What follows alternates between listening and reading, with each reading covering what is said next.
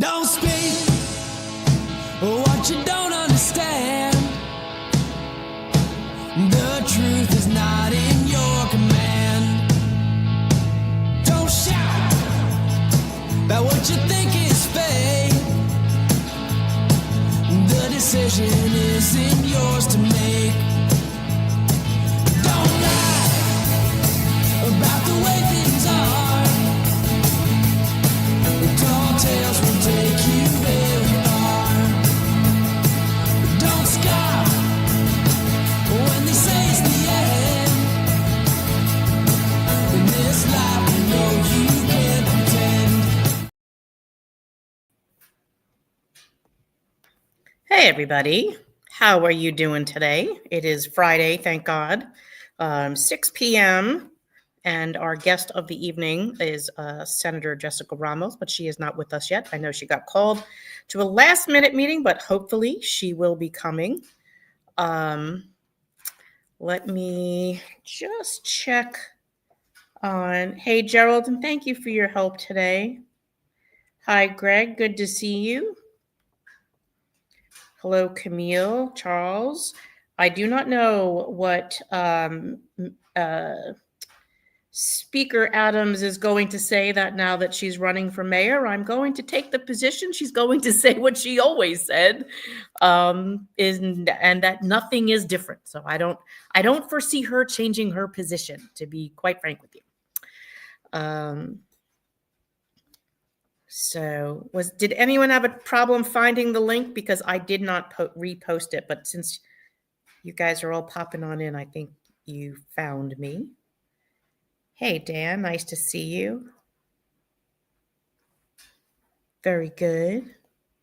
Hi, Antonia, nice to see you too. Yep, the links are there. Okay, let me just repost that just in case people have a hard time finding it.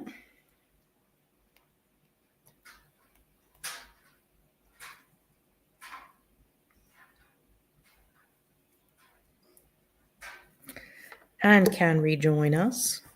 Hello, Lois. Hey, John. Nice to see you. Hello, Laura. So, looks like more people are joining. Let's give it another couple of minutes.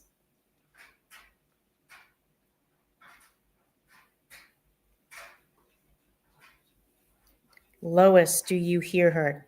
Lois, do you hear me? You should be able to hear me.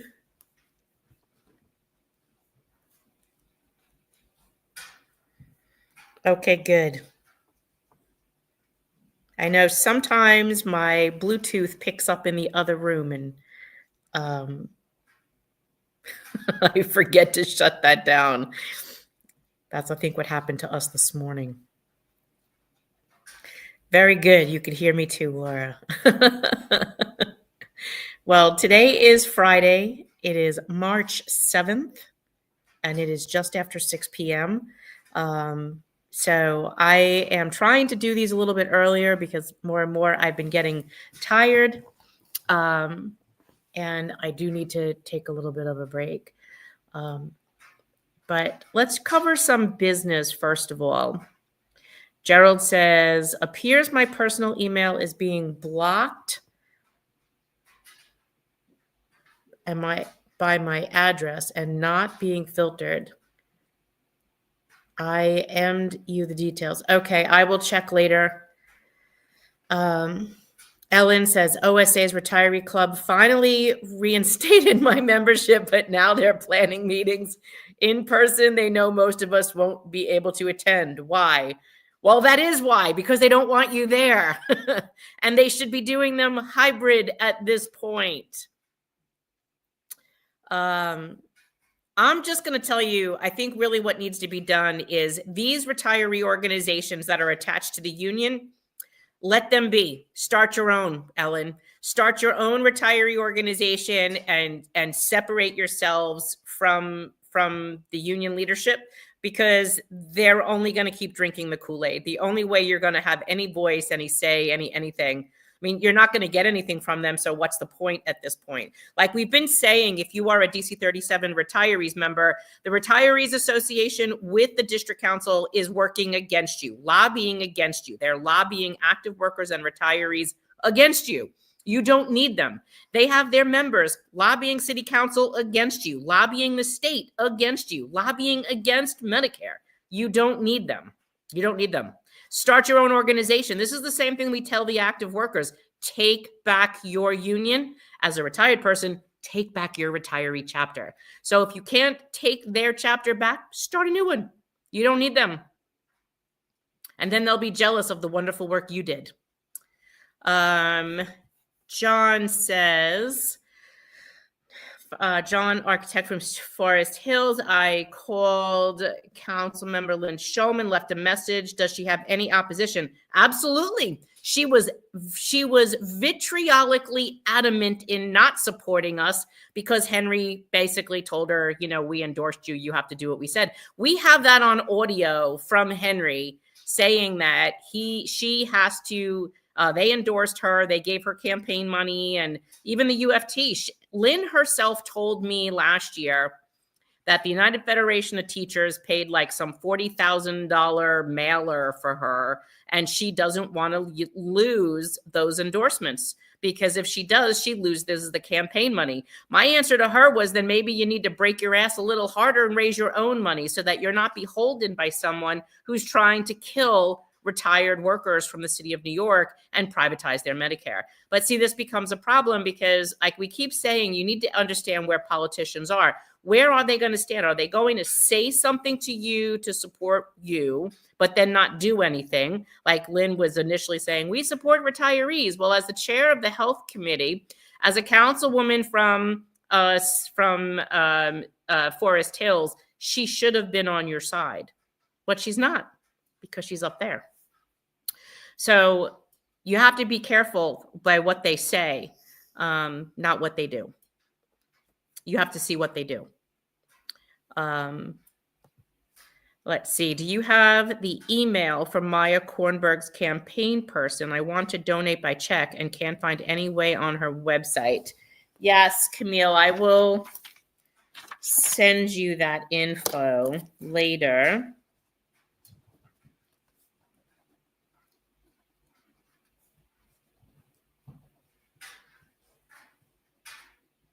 Okay. Matthew says, will the mayoral session be broadcast live? And if so, will remote participants be able to ask questions in advance or during the course of the meeting? Thank you, team.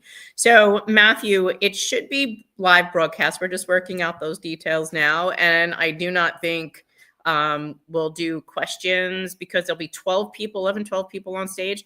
I think we'll get the questions asked that we will be vetting beforehand, and you know, and then that'll happen that way. So we're working on that. We still have a little time, so give me a little bit more time on that one. Marianne, my ex-partner has a friend, is personal friends with Curtis Sliwa. I'm going to try to have my ex-partner tell Curtis to call you on your cell. We'll work on it this weekend. Okay, thank you. John, do we have a candidate? John, I'm not quite sure what exactly that means. Gerald, it's all about the money and getting reelected. Screw retirees and constituents. Sadly, you're probably right. Is Lynn Shulman related to the former School District 28 board president, Claire Shulman? You know, I honestly don't know the answer to that question. I remember Claire very well. She and my mom were friends, but I don't know if they were related. I don't think they were. I could try Googling that.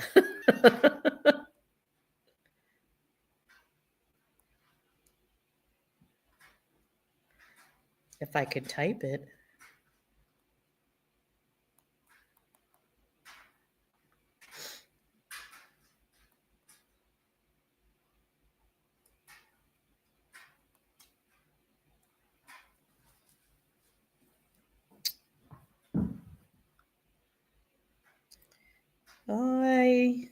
No, their names are spelled differently.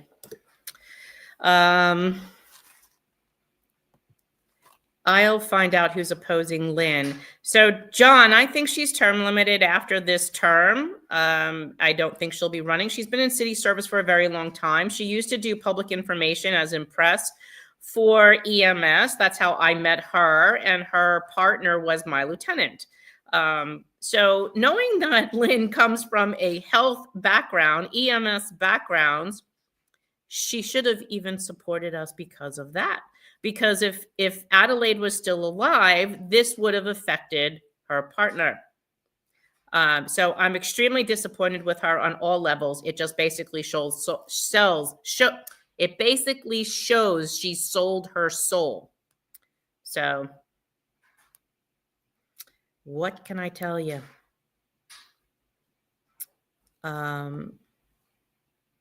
Sending a cold hello from Tobyhanna, Pennsylvania. Hi.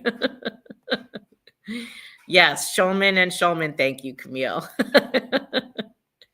One has a C, one doesn't. So let's get into a couple of details, okay? What I want you to do is grab a pen and paper because you do have some information to take down. And grab your calendar because it's important to put your dates in there. Let's start with court. We are headed back to court in Albany on May 15th. Like the last time, we will be leaving early because we have to be in Albany for 1 o'clock. So super important there. So I will be getting ready soon to put up a list. We are looking to take 2 buses this time, not 1. And I'll be looking for volunteers to be coming with us. Same as last time. We'll rent the bus. We'll pick up lunch and dinner. Make sure you guys eat breakfast, take a snack, bring a drink. And then we will plan everything for you. But I'll be looking for about 100 people to come with us this time. And this is on the Bentkowski case. Okay, so that's May 15th. Put that in your calendar.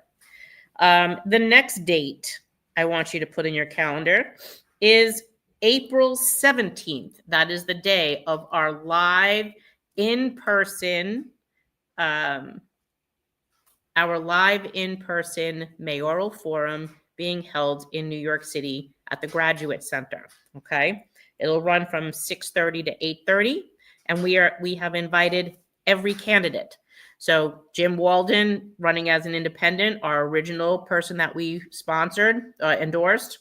And then there's, we have invited Curtis, even though we haven't spoken to him yet, but we hope to speak to him in the next couple of days. And then all the Democratic candidates, there's Jessica, Brad, Lander, Scott Stringer, Zoran Mamdani, Zellner Myrie, and Michael Blake, and Mr. Tilson. So those are your candidates that would be headed to the Democratic primary. So that would be a very full stage of people. Oh, and of course, Eric Adams and Adrian Adams, as we've now started calling them the Adams family. That's the other date, tomorrow at 1:30 p.m. You have Adrian Adams is kicking off her mayoral campaign. It'll be outside the Rochdale Village Shopping Center at 165 100 Baisley Boulevard in Jamaica. You will know that we have a presence there.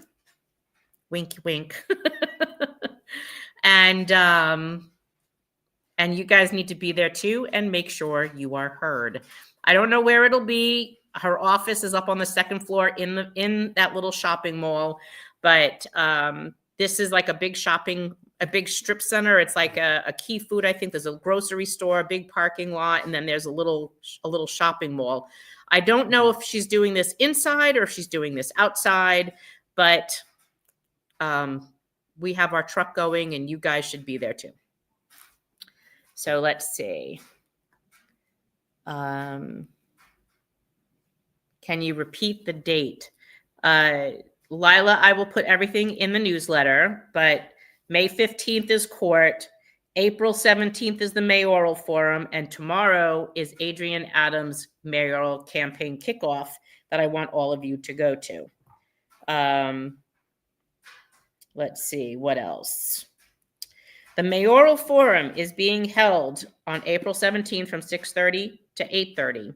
It'll be at the Prashansky Auditorium at the Cooney Graduate Center on 365 Fifth Avenue. Make sure you guys check your email, because when I write that email this week, it'll probably be done by tomorrow.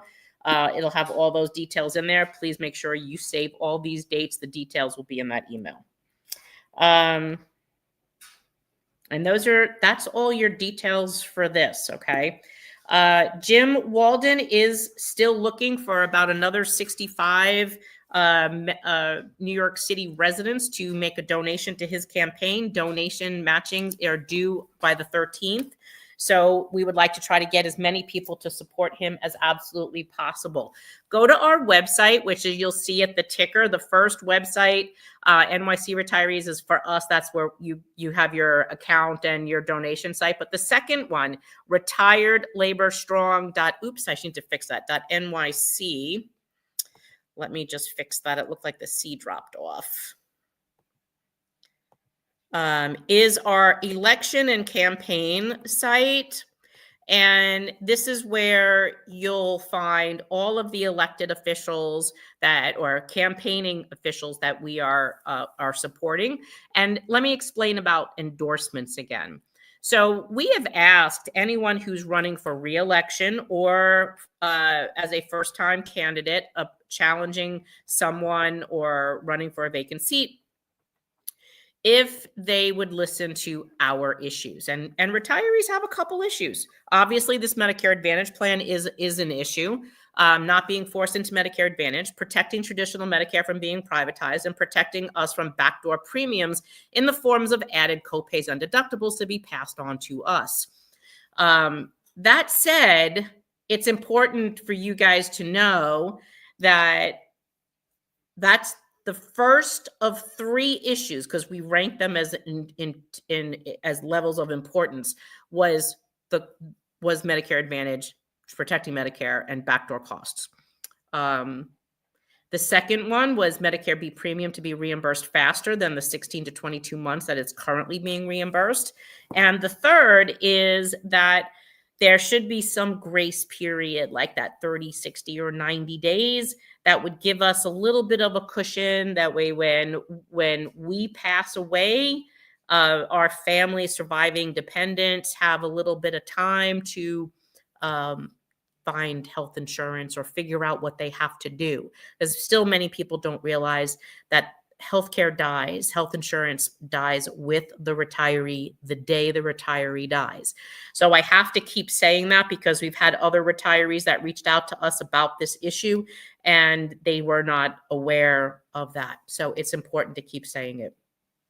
And for as ugly as that sounds, no one's ever fixed this. So, and no one's ever fixed the issue of the Medicare B reimbursement either. That was something that was done going back to the 80s, that it was pushed up to the following fiscal year to save money, and then it never got fixed. That's why it takes so long for you to get reimbursed. So we're hoping to fix all of that. Those are the three issues. And we ask every candidate, if you agree to these fixing these three issues with us, we want you to put it on your letterhead, your campaign letterhead, and sign it and send it to us. And if they do, we'll give you an endorsement. For the mayor's election, you have ranked choice voting. And as you all know, we've not really taken any positional political stands. If you go back and remember when you were in your unions, you knew which unions were leaned more left and you knew which ones leaned more right. And so when came time for election time, if your politics didn't agree with your leadership, there would be a list that says, we endorse all these candidates, and maybe they're not your candidates, right? Then what? We have a problem. because now there's a separation between our beliefs. And the last thing we always say, we don't want to talk about politics and you don't want to talk about religion. So we tell everyone, listen, your politics are personal to you. What we're going to do is vet all of the candidates that would agree with protecting the retiree issue. And if that's the case, we're going to let you know who those people are, whether they're the left or the right, they're an independent, they're whatever. And then you choose who you're going to vote for. After this mayoral forum that we're going to hold, we will rank then those candidates in the order based on their replies at that forum. But right now, all I can tell you is we're meeting with all of them. We're asking them, educating them, and asking them to commit to the issue. And if they do commit to the issue, then we will put them on our retired laborstrong.nyc page and then endorse them there. And then that way you can participate in their campaigns. We will rank them after the forum and see what happens in the Democratic primary. And then there will be the election between potentially the independent, a Republican, and a Democrat. You'll have 3 candidates. So let's see what happens. John Harrington, the chief emailed free copy and asked, what would you like us to write about? Okay, what do you want him to write about? What's the date for the forum? The date, Gregory, is April 17th. Celso, I do not know what Cuomo's stance is on retiree health care. I could tell you what his stance was on pensions, but I don't know what his stance was on this. Now, he seems to have been trying to reinvent himself. We're trying to have a conversation with him, and hopefully we'll find out what he says about this.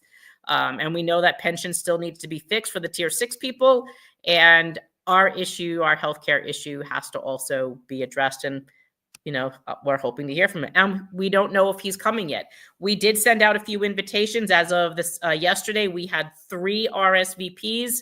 We had Mr. Tilson. We had Jessica Ramos and Jim Walden. Those were the 3 yeses that were coming. So we'll see what happens.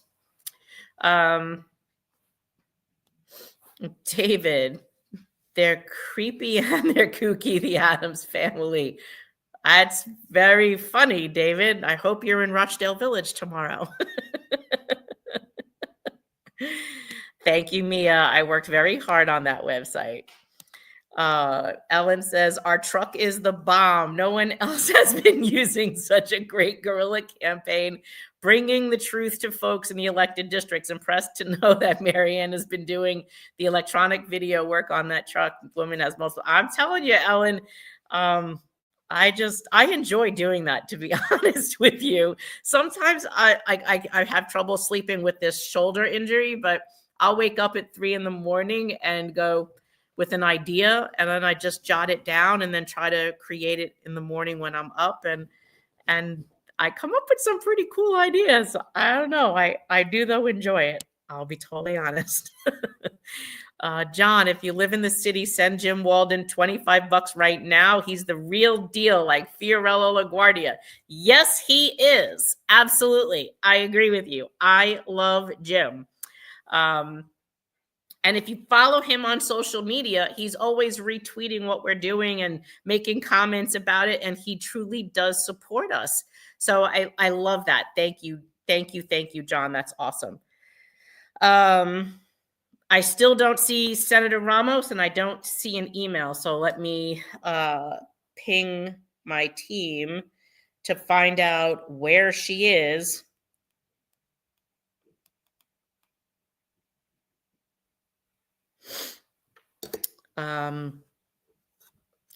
Hopefully, take my phone off silent so I hear it.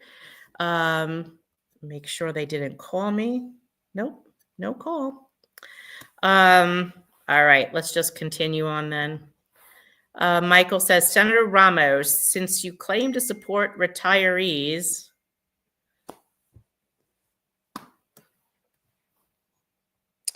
all right, 1 second. And Michael, finish your sentence because I don't see a full sentence there.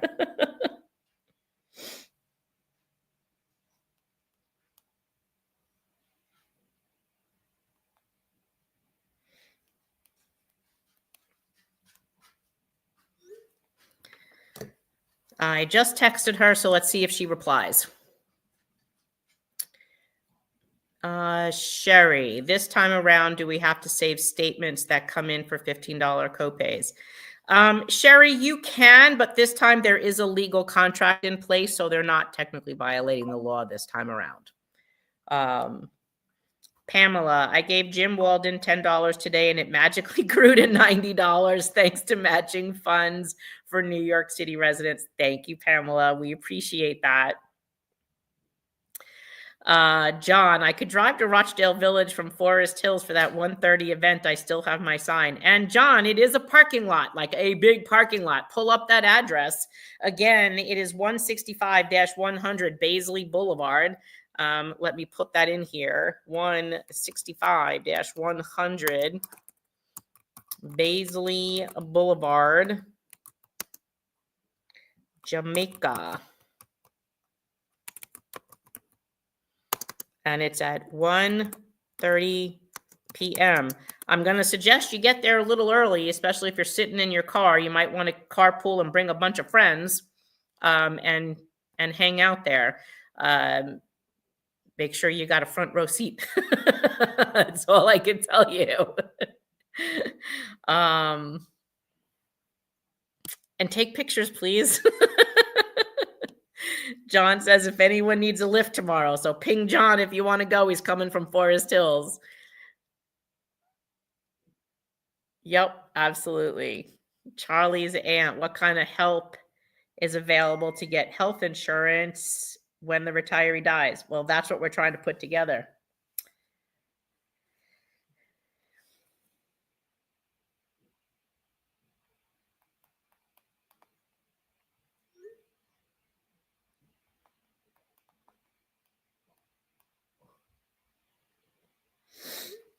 All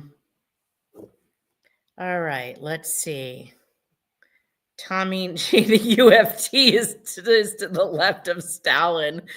So that's another thing. Guys, you should start looking at some of your council members, your council members retweeting UFT Michael Mulgrew election stuff. It's quite interesting. So go look up on there, like Eric Botcher and whatever. Like, they should not be doing that, because I bet you they haven't vetted the other two caucuses running. But it'd be interesting. Yeah, I saw that on Instagram and I think Facebook. So I'm being told she's coming. All right, let's see. Rank voting means that we also have tools to demote the rank and those who are union tools. I like that, Ellen. That's fantastic. Yes, it does. Take it back. All you got to do is take back your organization. That's the only way to survive. We need guidance on who is supporting us and who is not. So Mia, we have a website right down there, retiredlaborstrong.nyc. That's where you're supposed to go. I'm updating that like almost weekly whenever there's something new to add. On that site, it will be whoever is supporting us, just so you know that which candidates that we have endorsed because they supported what we're doing. So it's important to remember that's the website. It's right down there, ticking across the bottom. It says, right, the first one is our donation link, nycretirees.org, that one you know. And then the second link is right here, retiredlaborstrong.nyc. And that's everything politic elections is right there, whether it's union elections, whether it's political elections, candidates, whatever it is, okay? So keep your eye on that one, because that's where you need to start checking weekly. Your members will be there like after today. On Saturday is usually my day where I try to update that website. We'll put up the candidates. I have Senator Ramos' stuff going up in there. It was in the newsletter the other day, but every week we update that website with those links to volunteer and to make donations and the link to their website so that you know what their platform positions are, okay? I'm going to bring in the senator because she's here and add her in. Hi. Hey, Marianne, how are you? How is everyone? I'm good. How are you doing? I'm doing okay. You're very colorful and I love your poppies. Yeah, I guess I coordinated better unintentionally. Let me get a little more centered here. That's okay. I got city council behind me. I see that. So we use the photos to educate our members to who their council members are, and then we also keep track of who's on the bill and who's on our city bill and who's not. So that way we can tell them, because many people are in their districts and they don't know who their council person is, and then it helps. And we just kind of take their heads from this board and we put them on the other board. And I don't know. We used to actually sing a song. I don't sing anymore. Well, listen, everybody has a council member. Everybody has a state assembly member. Everybody has a state senator. You should all know who they are, and we all share our mayor and our governor, and we should know what they're up to. That's all a part of maintaining a healthy democracy. Yes, and you are a senator from Queens. Why don't you introduce yourself and tell people a little bit about you, especially those that don't know who you are, and that you're running for mayor. So go ahead. Yeah, hi everyone. I'm New York State Senator Jessica Ramos. I represent District 13 in Queens, Jackson Heights, Corona, East Elmhurst. I'm born and raised in the district. I'm the daughter of Colombian immigrants, and I'm a mom to 2 middle school boys. They're in 6th and 8th grade. We actually just heard back about high school applications yesterday, so I'm very excited. And I've been a state senator now. This is my 7th legislative session. I'm the chair of the Labor Committee in the state Senate. Prior to being a senator, I was a member of the de Blasio administration. I got the honor of working on universal pre-K. And before that, I used to work for a handful of our labor unions. I was a member of Local 371, part of DC 37, and then I went to work at 32 BJ, where my last project was with the building trades and the Hotel Trades Council, fighting against bad developers. And before that, I worked in the city council as staff during the Bloomberg administration. So I have been watching very closely, being as involved as I can in making sure that New York works for working people. I am someone who comes from a working class family and care deeply that our economy and that our city really does work for us. And well, we know that the systems were not necessarily designed to support us. And we can see that in the affordable housing crisis. We can see that in our healthcare crisis. We can see that even in our crisis of public safety and lack of mental health services that are available for New Yorkers. So lots to talk about tonight, Marianne. Thank you so much for having me and for your advocacy, because this is a really important race. And I think that the problems that our retirees are facing, and remember, I'm obviously a public servant too. I want to make sure we're keeping our promises to our retirees and not setting dangerous precedents that might make life harder for this generation of retirees and all the other ones to come. So that this is something that impacts everyone, whether it's now or later.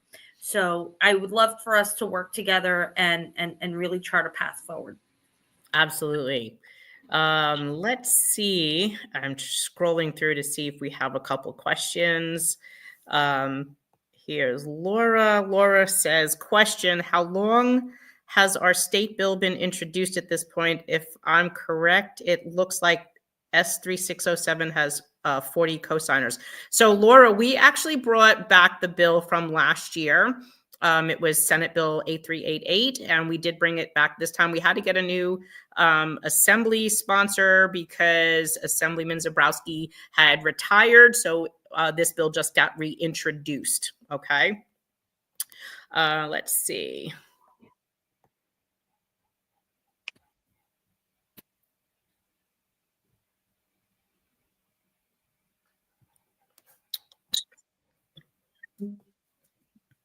There's like a million little questions in here. Some of you guys are off topic. Start asking me questions for the senator related to our issue, because I know we were chatting before. Okay, here's one. Matt Shapiro. Senator Ramos, are you going to sign on as a co-sponsor to our state bill S3607? Thank you, Matt. So I would like to sign on to the bill, but honestly, I would like to solve the problem. And my team and I have been very hard at work trying to figure out really how we can cover the bill, and the rest of us can move on with our lives.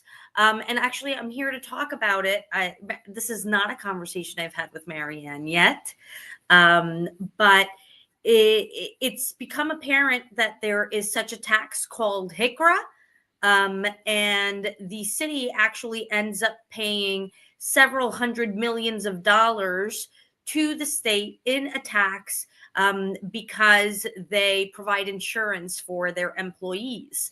And we are looking at different ways in which we may be able to repeal it and allow for those several hundreds of million dollars to become available in the budget, and see if we can actually penalize the employers who aren't doing so.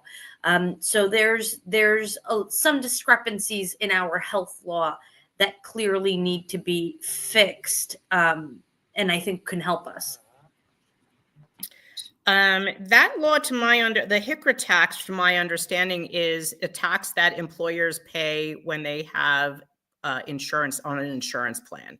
And since the city of New York is required by law to, under the administrative code, to enter into contracts, then they are bound to that. That would end up having to be something that the state would have to do to repeal that tax. Yes. But still, it would not solve our issue until that issue got resolved. Well, it depends on the language of the bill, right? So these are things that we are looking at, and trying to figure out how we can better address this. But we are also trying to think outside of the box so that we are leveraging every tool possible. I'll come back to that one with you later, but I think that's more of a state issue than it is a New York City issue, and I think we need to. It is a state. It is a state issue. It's a state tax. Yes, it is a state tax. But what I don't want to get into is waiting for the state to fix a taxation issue before fixing our healthcare issue, because that would leave us in limbo even longer. So I think fix our issue and then fix the tax issue. Have that tax repealed after we fix our healthcare. Protect our Medicare is, I think, the bottom line. I think it is about protecting your Medicare. I don't know that I agree with the assessment that it would take longer. Okay. Okay, I'll leave it at that. Gerald says, our last year's bills in Albany had over 2/3 support in the Senate and Assembly. Problem, union leaders got to political leaders. Will this happen this year? Well, I'm not privy to the conversations that are being had with leadership in either house. But this is where we organize, and this is where we continue our advocacy. Yep, I agree. Let's see. Camille, even my Republican state senator, Jack Martins, has signed on to both bills 1099 and 1096. So those are our city bills. Oh, you mean the state bills, Camille? So state senator would have signed on to our state bills. The ones you're mentioning are the council bills. But if he signed on to the state bill, yes, you're correct. Let's see. Laura says, question, aren't retirees earmarked for what we worked hard for, paid for, and got vested for? That would be promise made, promise kept, which the judge said that had to be kept. So yes, the city would still have to provide our health care, which is why we are still pushing for the city bill and the state bill. And remember, the city bill only protects us. It doesn't protect like the New York City transit workers who are quasi-state workers. And it doesn't help all the other state workers around the county that we've been advocating for that have been falling into the same problem because they've been screwed the same way we have. And because they're smaller municipalities, they've been dumped in there. But there's been no one able to help them. They're smaller organizations. They're older. They're not as tech savvy. I mean, remember how we got started. So that's why we did this state bill, because we're recognizing that we are not only battling this here and for New York City Transit, but we've been fighting with, helping Cortland and helping Ithaca and the Nassau and Suffolk counties and all these other little counties because of this Broome County Purchasing Alliance up in the upstate counties that have been going to legislatures and convincing them to move to a Medicare Advantage plan, and their retirees don't even know it until they're funneled into one. So that's why the state bill has become even more important, and hopefully that starts to resonate. Gregory Homatis, how do you spell the state tax? HCRA. And what does that stand for? Oh, I believe H is for health. Hey, remember, Sesame Street is organizing. New York State Healthcare Reform Act,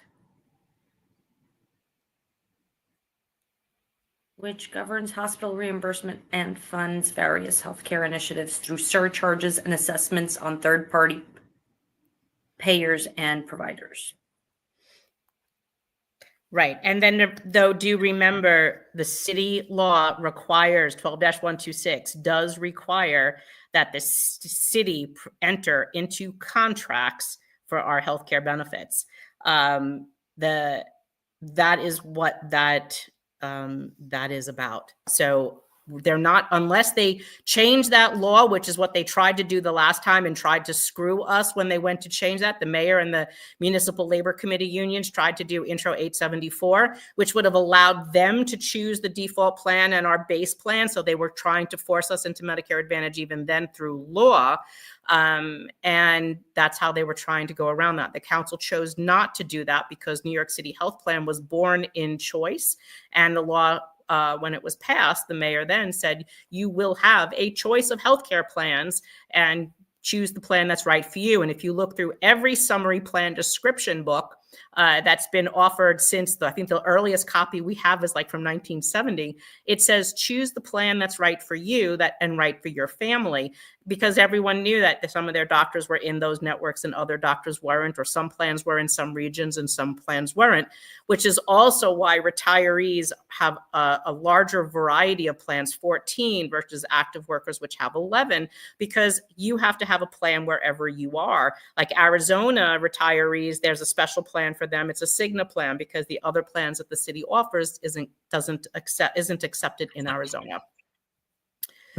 Matthew says, can the state assembly initiate an audit or investigation pertaining to the potential misuse of ML Health, the Municipal Labor Health Stabilization Fund, as apparently it is destabilization of this fund that precipitated the crisis forced upon retirees who earned and were promised their traditional Medicare, coupled with the premium-free Medigap insurance? So I think this is a good function of the controller. I know Brad is supposed to be auditing the health insurance premium stabilization fund. I could follow up with him, Matthew. It's been a while since I've heard anything about that, but I can get back to you on that. Let's see. Merritt is asking, what is our assembly bill number? Merritt, that number is Assembly 4639, and it is the partner bill to Senate 3607. Okay. Ellen, so did Jessica sign on to our state bill? No, I haven't yet, Ellen. I'm hoping you will sign on it and maybe try to fix both issues at the same time, which would protect us. Because like we keep saying that no matter win or lose in the court, we are still going to need protections, because the mayor's office of labor relations keeps trying to go around. Actually, they don't keep trying. They do. They've been going around every judge's decision to try to extrapolate more money out of retirees. And make decisions for them that we have no participation in. Well, the legislature does often codify judicial orders or decisions in order to build the body of law based on case law. That's okay. Will you advocate for and support Intro 1096, the bill that would amend the administrative code to preserve a healthcare choice for city retirees from city service? I see the dire need to make sure that there is a law codified in order to make sure that retirees have their health care, given that they are not active members of unions and therefore not contractually represented by the collective bargaining unit. I think that's where the linchpin, is missing. And why it's so important that we have a mayor that's committed to paying the bill and keeping the promises and, being creative about how to deal with this, especially because we're in a funding crisis under many other, under many other pressures, given the current occupant of the White House. Right. We don't know what's going to happen to education funding. We don't know what's going to happen with so much. Yes, that's true. My question is, do you believe that MAP? What's MAP? Medicare Advantage plan. Oh, okay. Is using taxpayer money to provide.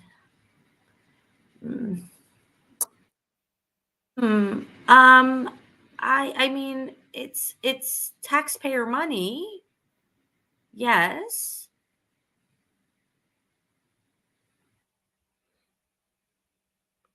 Marianne, am I missing some context with this question?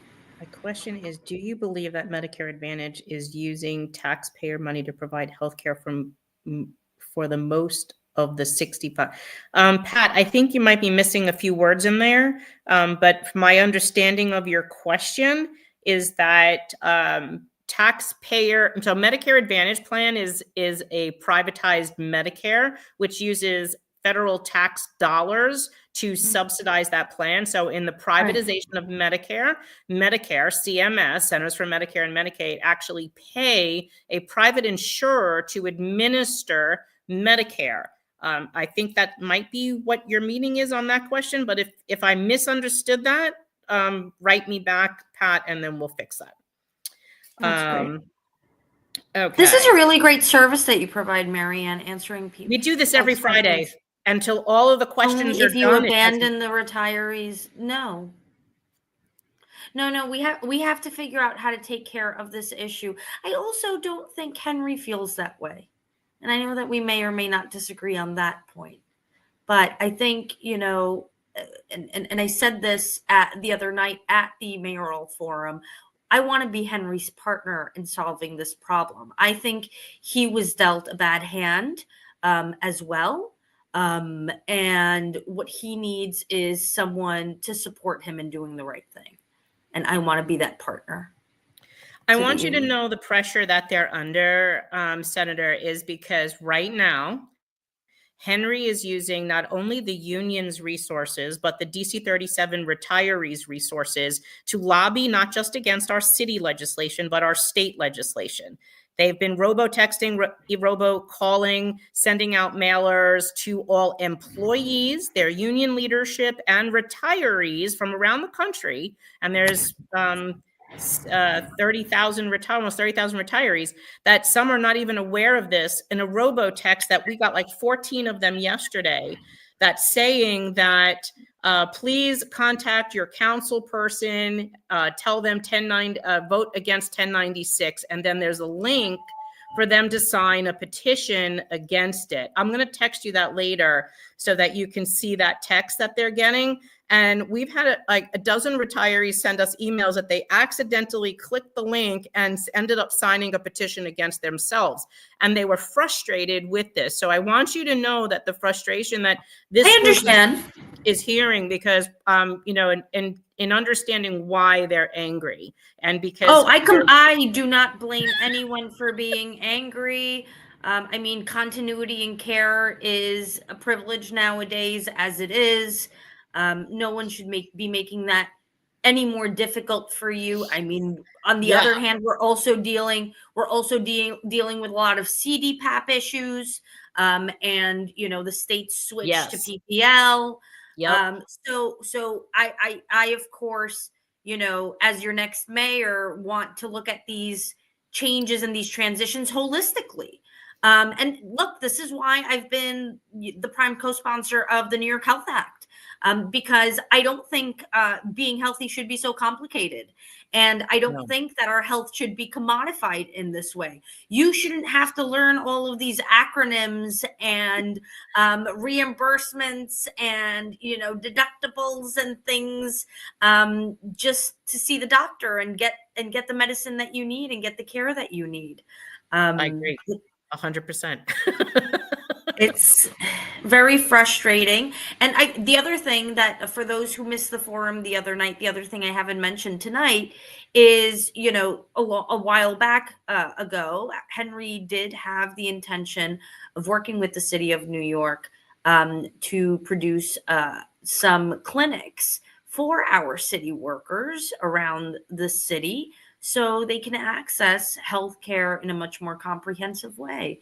And I think, there are many ways we can take bold and decisive and creative action in reducing our costs, and making sure that we are still doing right by everybody. Well, would that put people in like an HMO style clinic like we used to have the HIP clinics in Queens Boulevard? This is not an idea that is on paper anymore. I haven't seen any paper from back then, to be honest with you. Okay. So those are details we can figure out together. Gotcha. Okay, Serena Mia says, Henry Garrido is hitting us with a ton of bricks. If he supports you, will you sign in writing for us? If elected, will you preserve our health care? We are old people. We need the same protection as children. Serena, you're not that old. Serena. Well, look, I mean, I was sitting next to Henry at the forum. I think it's pretty... I think everybody there's pretty clear about how I feel, and what my intentions are.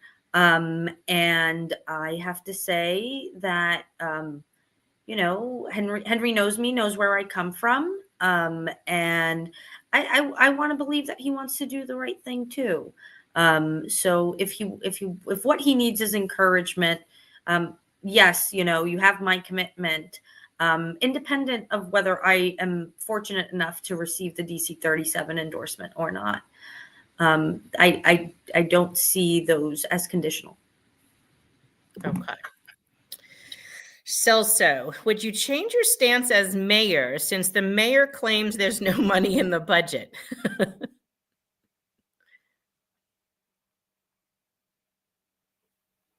This is why I'm trying to find the money now. Well, and our money's there, by the way. It hasn't really changed. Listen, I mean, look, I'm not saying that, there's a tremendous amount of money for us to do all of these wonderful things. I wish, but there is a good chunk of money that's mismanaged.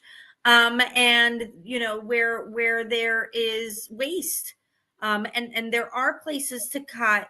I would want to structure City Hall very differently. In fact, one of the different positions that I would want to create is to have a chief revenue officer and someone who's creatively thinking about how we're generating more revenue for the city. Because remember, city government is funded by property taxes, which we need to reform to make sure that the city's complying with the law, because the city's been sued a few times about that as well. And to think about how we can raise money for the city, because it's property taxes and it's funding from Albany. And clearly that's not often enough. And we have some course correcting to do. And in the age of Trump, well, we're just not sure where that's going to go. Right, absolutely. Antonia Manuela. Antonia's question for Jessica Ramos. What campaign strategy do you have to reach in particular Latino elders who need more information about protecting Medicare?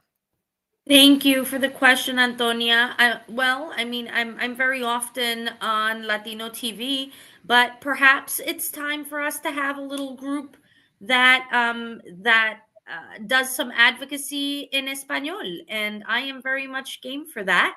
I think it's very necessary, so that people know the diversity of seniors who are really depending on this protection. And I would venture to say, that even those immigrant groups who are not Latino, deserve to have coverage in their news media as well.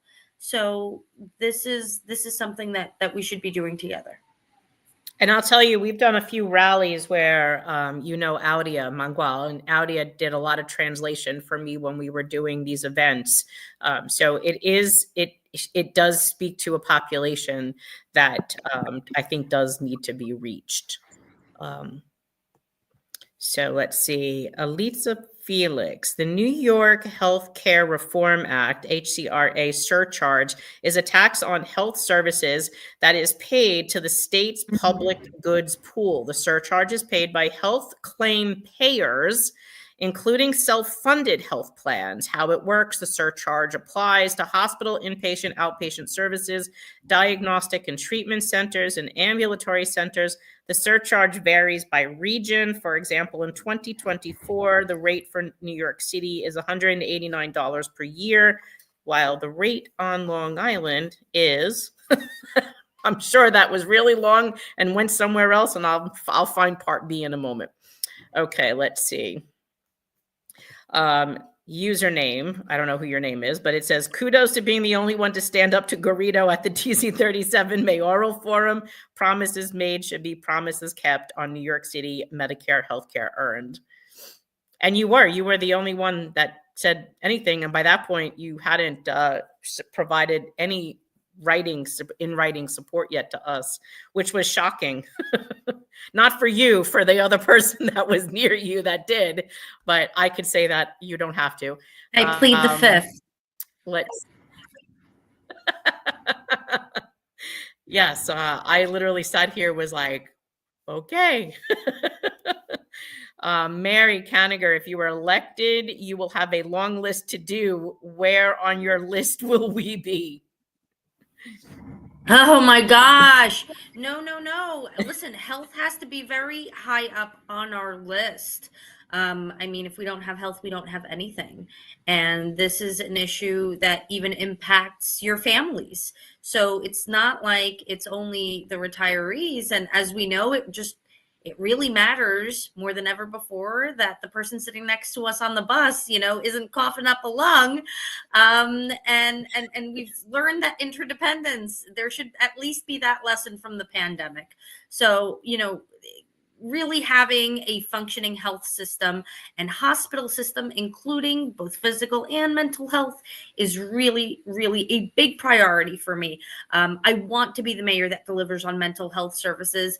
Please visit my website and see the Harmony NYC plan about weaving mental health services into every aspect of our lives, whether it's for students in school, but also workplaces and our city hospitals, so that we can even begin to destigmatize getting mental health care in some communities, which is still work that needs to be done. But what's important is that you're able to talk to someone.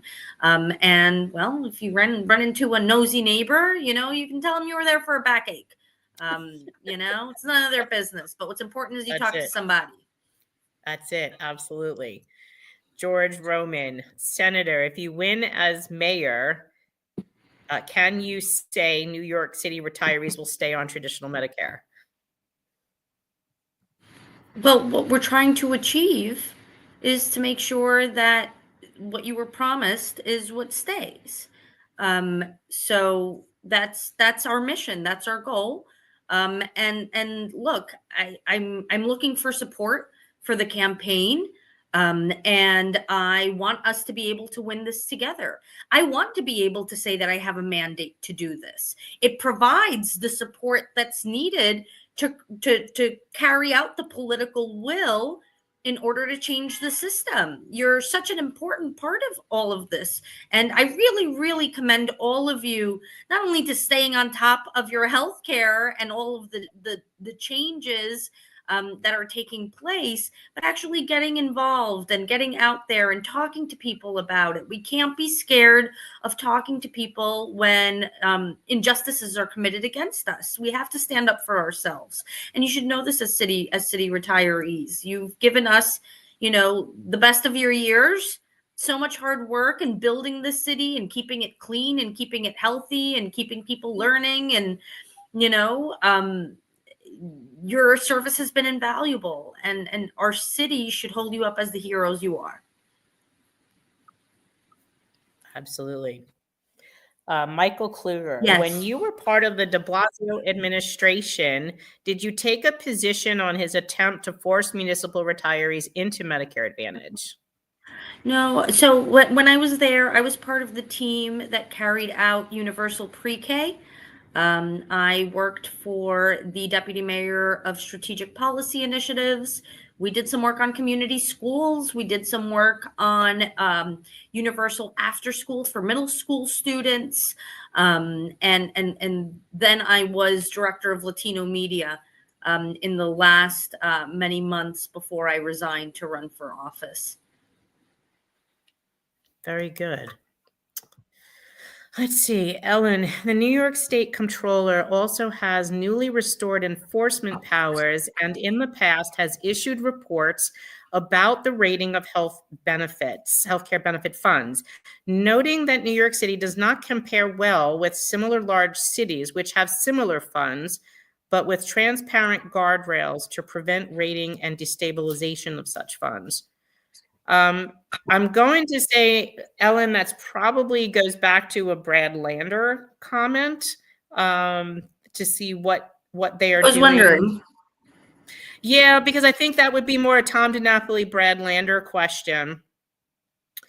Michael Weber, please sign on the bill tonight as vulnerable elderly retirees are being tortured by Eric Adams and the inaction of New York City Council.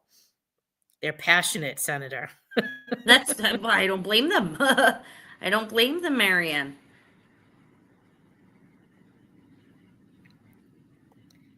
Maya Ambrosio, Senator Ramos, what is your timeline for signing on and solving the country's health care of Medicare and Medicaid? You want me to solve the country's health care? Listen, I am signing myself up to take on very serious responsibility.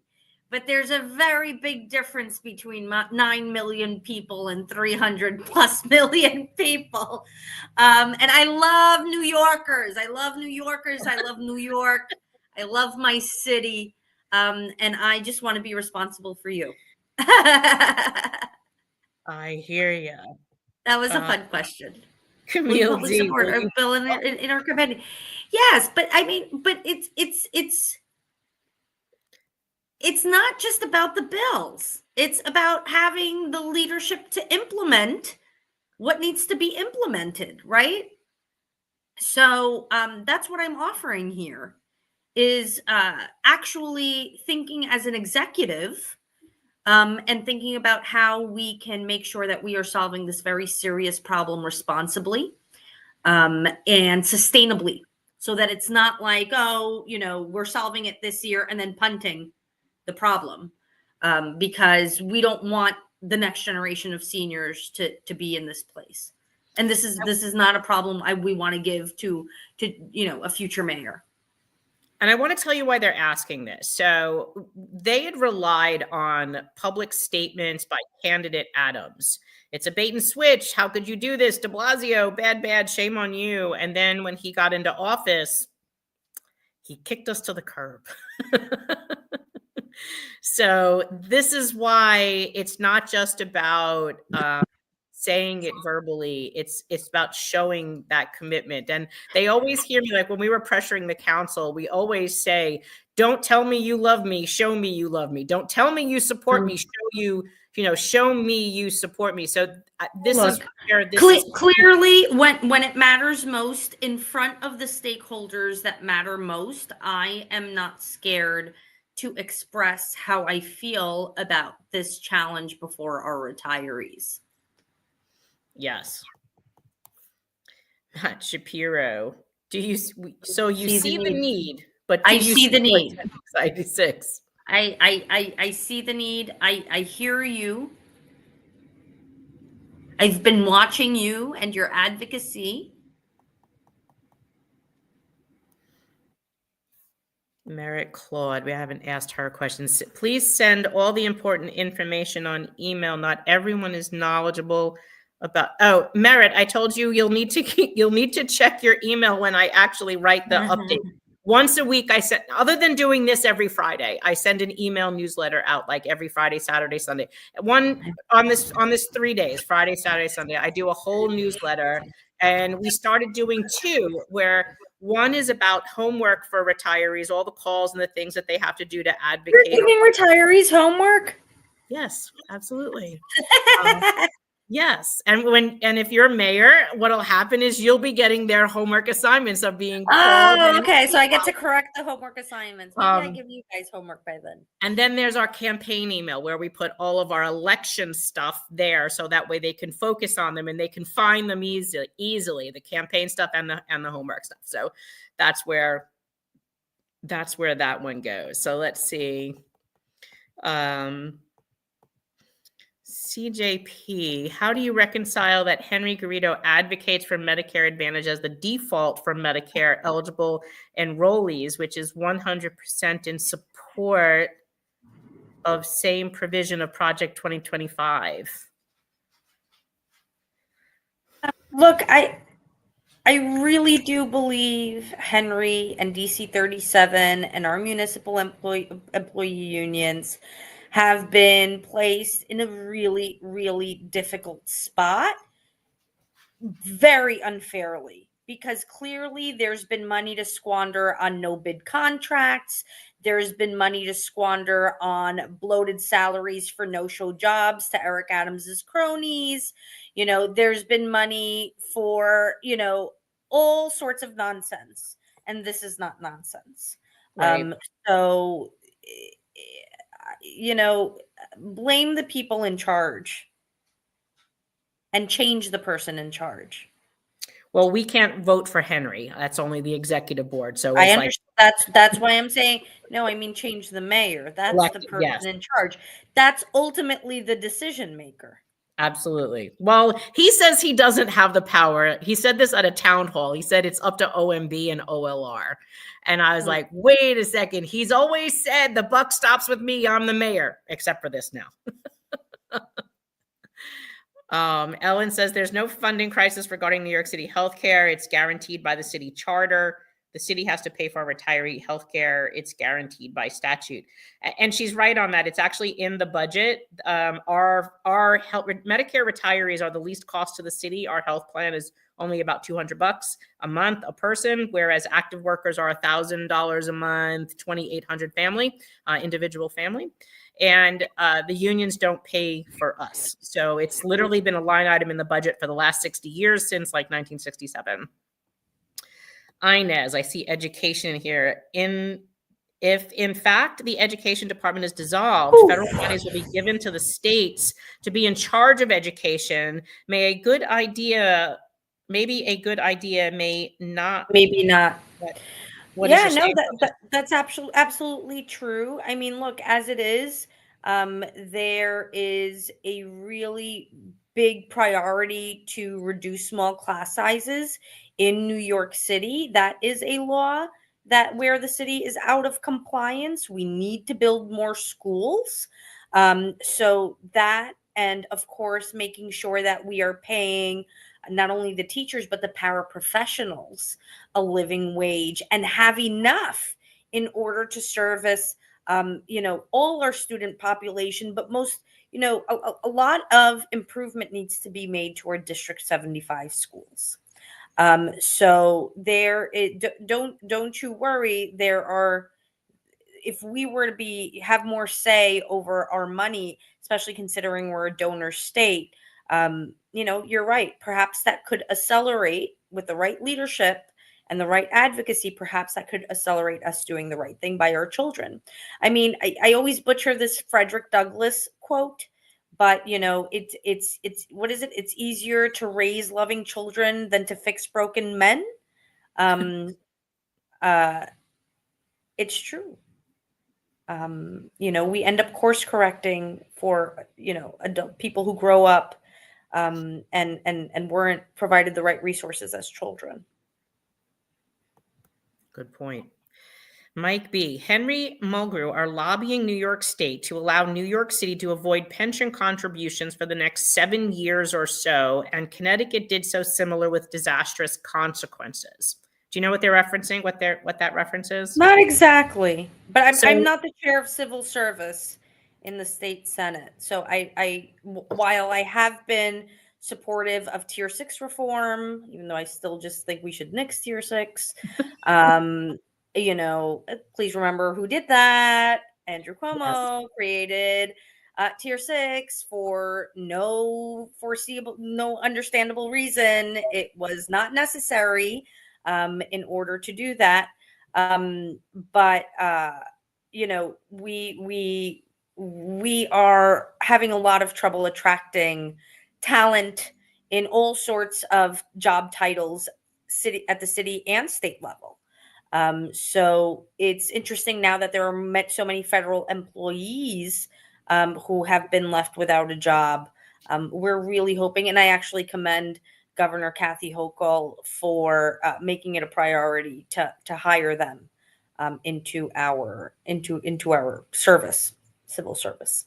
So in this question, what this refers to is there was very quietly a bill slipped into the budget by the governor that would reduce the city's payments for pension obligations in the state law, in this bill, and they wouldn't come due until 2033 to 2044, in which it would jack that up about $18 billion. And the fear from many people that are pension experts, especially those as right now, currently our pensions are 85% funded. They're mandated to be paid under the New York State Constitution. And that if the funding isn't there or something happens in the market, it would put those costs, that cost has to be funded somewhere. So it's going to come from employees, it'll come from taxpayers, it's going to come from somewhere because it must be paid. Oh, so I would love for it to come from billionaires. Yeah. That would be really nice. There's a pool of people, instead of making thousands of people suffer, just raise taxes on 135. Well, persons. So I think it's Assemblyman Steck has a bill. The stock transfer tax? Mm-hmm. I like that. I'm a co-sponsor of that one. There's many I like. I like the Peter tax. That's another really good one.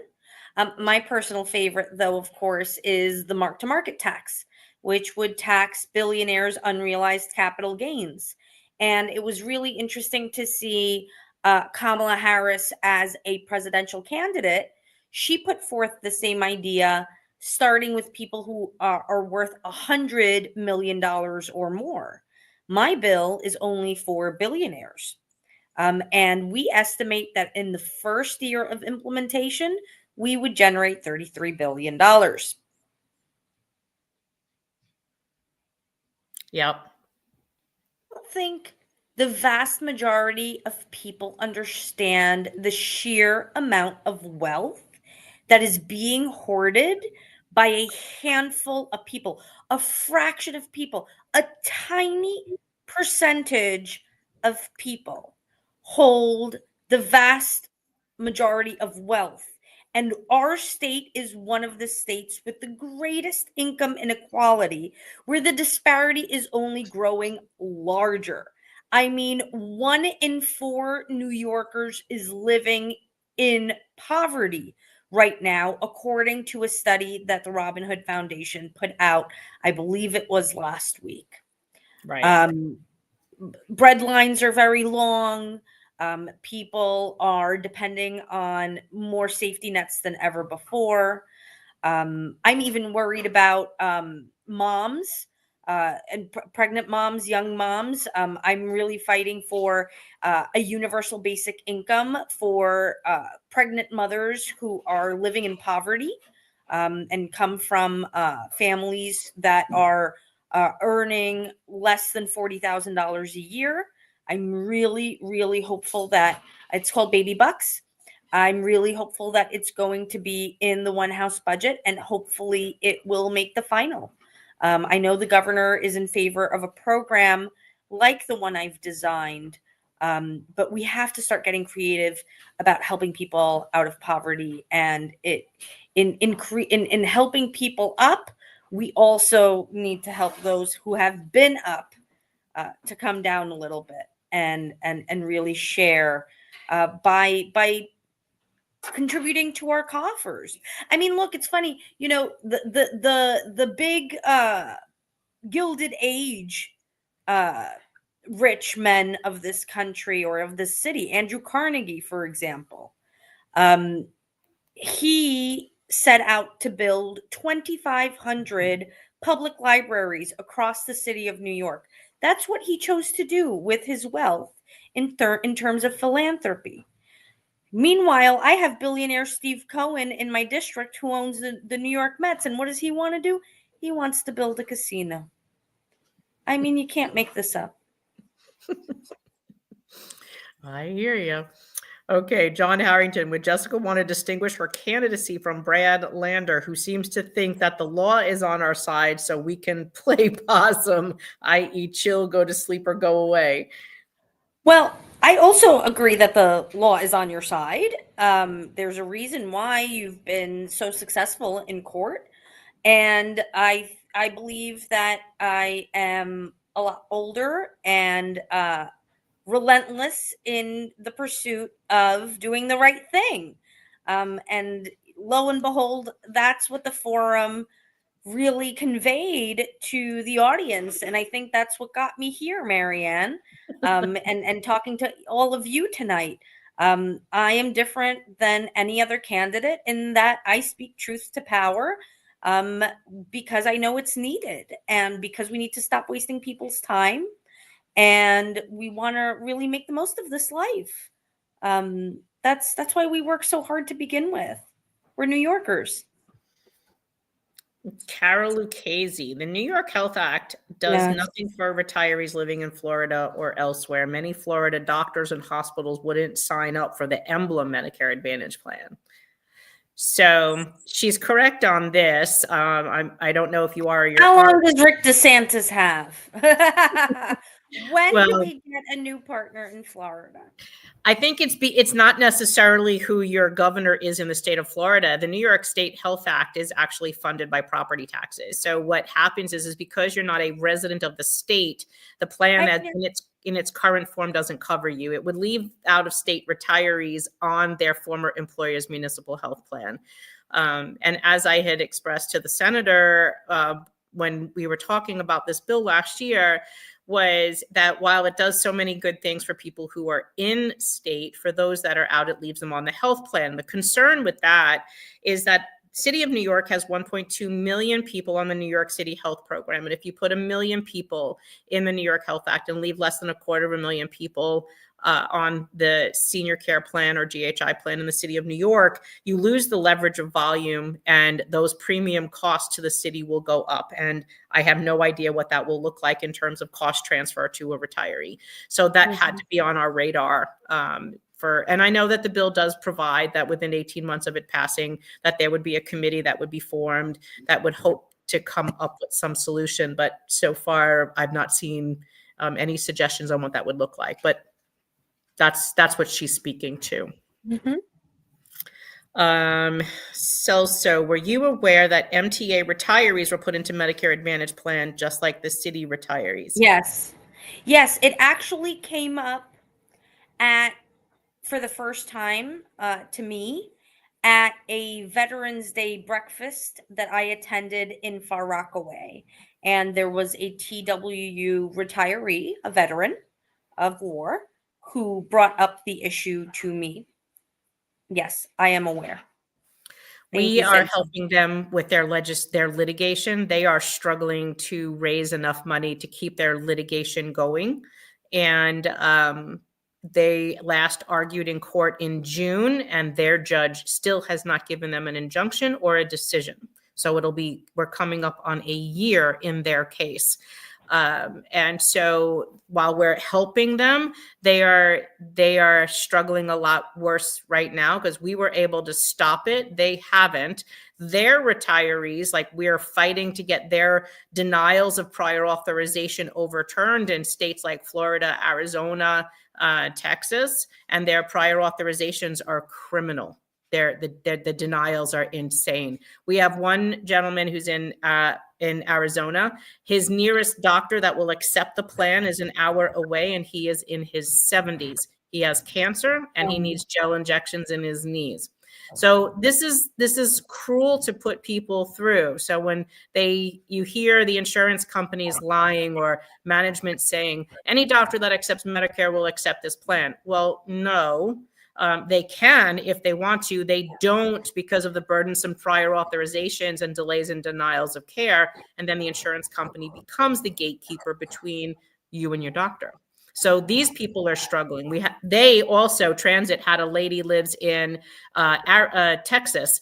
She needed a defibrillator implant, and Aetna told her, no, you have to wear this life-saving vest for at least 90 days. And then if the vest, if after the 90 days, the vet, we determine that you need an implant, then we'll have you do an echocardiogram. And if that comes back where we feel that you need it, then, we'll schedule it then. Hurricane Beryl came through. She had no power. She had no ability to charge her life-saving vest. Hence, we had some problems. So we shouldn't be putting our retirees through issues like this after what they went through. Celso's from MTA. So thank you for the also. Yes, very passionate in helping fight. And his father's also UFT, by the way. Oh, good union family. Union family. Yes, I know. William, my biggest problem with Medicare Advantage plan was that many different drug plan retirees have to deal with, many of which may not be creditable. What would you do as mayor about this? So what he's talking about is that, for example, he's in Local 237, Greg Floyd's union. I'm having. Oh, they just went with Andrew Cuomo. Yes, they did. We're having a problem with his union and Local 1180 Gloria Middleton on this. They are offering a drug plan that's supposed to be creditable, but it is not. And then their formularies are narrow and they don't have medications. William recently lost his wife, and she was on a very special medication that cost over $13,000 a month, to my recollection. Wow. William, I'm sorry if I'm mixing up anything. I'm trying to remember as accurately as possible. But his wife was wonderful, and this medication was life-saving for her. And when Greg's plan didn't cover it, she had to purchase a plan on the marketplace. Now, a drug plan on the marketplace only cost her like less than $30 a month, but it covered this $13,000 drug. And that's only one of her drugs, by the way. Whereas the union plan wouldn't cover it. Now, if he was going to be forced in the Medicare Advantage plan, William had a problem because he could stay for him because his medications were in the formulary of the union plan. He didn't have to pay for anything else, but his wife had to go outside and get another drug plan. If he was forced into the Medicare Advantage plan, he could not have that option. His wife would have had to be in the same drug plan as him. They both would have had to use the union drug plan, and they would have had to use their formulary. If the formulary didn't cover her drug, they were out of pocket. Now, I don't know about you. I'm so sorry. William is a city retiree just like I am and could not pay for one drug $13,000 a month. So this would have destroyed them financially had that gone through. When we put him in touch with the vice president of Aetna, they couldn't even tell him. Actually, we put him in touch with labor relations. They couldn't even come back to Claire Levitt. They couldn't even come back with the resolution. She was going to try to negotiate with the Aetna plan to try to take his wife's medication. I mean, that's like, a handshake and a wink and try to get it done. But you can't do things like this on a case-by-case basis. And this is why we keep fighting for the federal public health benefit of Medicare and our private Part D plans if we need them, because we know, like, for example, in the city of New York, if your union does not offer a drug plan like United Federation of Teachers, you have to buy a drug plan. The city of New York sells a drug plan today for $150 a month per person. So if you were a husband and wife, that's $300. Yeah, you can purchase and then there's issues with PBMs as well. Yes. And then you could, because every union has to have their own drug plan, which is ridiculous. They, at this point, should be consolidating that for volume and leverage.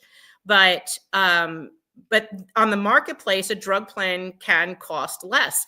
Now, if you were watching like Mark Cuban from Cost Plus Drugs, there was an article that was retweeted the other day about a gentleman who went to the hospital, had an ambulatory bill. The bill was billed to him as a cash payer, and it was like $600. And then he said, no, I've got insurance. And he puts it through the insurance, gives them the insurance number, and then they rebill it back at like twice the price. And I retweeted back, and I have to do this again later. My hospital did the same thing for me. I'm a 9/11 survivor. I go through monthly infusion treatments. My treatments got billed to me accidentally as a cash payer at $20,000 for the month. Well, when I said, no, I have health insurance, they charged them $41,000. So this is how messed up the health system is. Back in 1996, Pataki withdrew a law that was stabilizing, managing hospital pricing. We need to go back to that. We need to go back to where there's controls on what's being charged in the state of New York. I mean, insurance companies are out of control. And actually in every aspect. Home insurance is out of control. Car insurance is out of control. Construction insurance is out of control. None of my doctors will take. Oh gosh, Ellen. I know. Let's see if we run through some of these. Medicare Advantage plan aim is to make profits for investors in those companies. If those maps are sold by Medicare, it means taxpayers are paying the for profits of those investors. Yes, Roberta. S, to the tune of 88 to $140 billion. Yes, you heard Senator Warren. Yes, absolutely. Laura, why not in writing to protect our Medicare with no backdoor premiums, allowing Medicare B reimbursement? It's on our website. Your statement's on the website. Okay, let's see. CJP, thank you for commending the unwavering dedication and commitment Marianne has for this organization. And I just imagine, with all of these changes, with everything that must be going on in your life, you must have so many questions, and not having someone to call to get those answers that you need is really it's just great that you have Marianne volunteering to do all of this for you. Yes. You understand? I understand more than you think. Let's see. Serena Mia, yes, but you must be fully committed. Do you understand? Do you want blood? We asked for 20% of payment, not 100%. Yeah, so what she's referencing there is our supplement only pays 20% of our health care, where an active worker pays a full 100%. I know, it's crazy. Mary Ann should be part of any talks with Henry et al. I will tell you, I asked her to try to broker a meeting with us, with me and Henry. I said to her, the only way I think Henry's going to understand what he did to people is if the three of us get in the room. She's got to lock us in the door. And but I think Henry would be afraid of two strong women. I don't know. That's my opinion on that. Let's see. Michael Kluger, do you accept Henry Garrido's position that he has the right to negotiate healthcare for current retirees and that Intro 1096 would violate collective bargaining law? Do you know what he's referring to? Well, yes, I do. That's the DC 37 position that the bill would Yes. violate collective bargaining law. Look, I confess I haven't, read Intro 1096 now in many weeks. But I think here, unions have never traditionally negotiated for retirees. That has been the norm so far. What we have to do is make sure that we are protecting retirees and what's been promised, Right. and make sure that that's a part of the contract that is enforced, and that you've been able to enforce through the courts.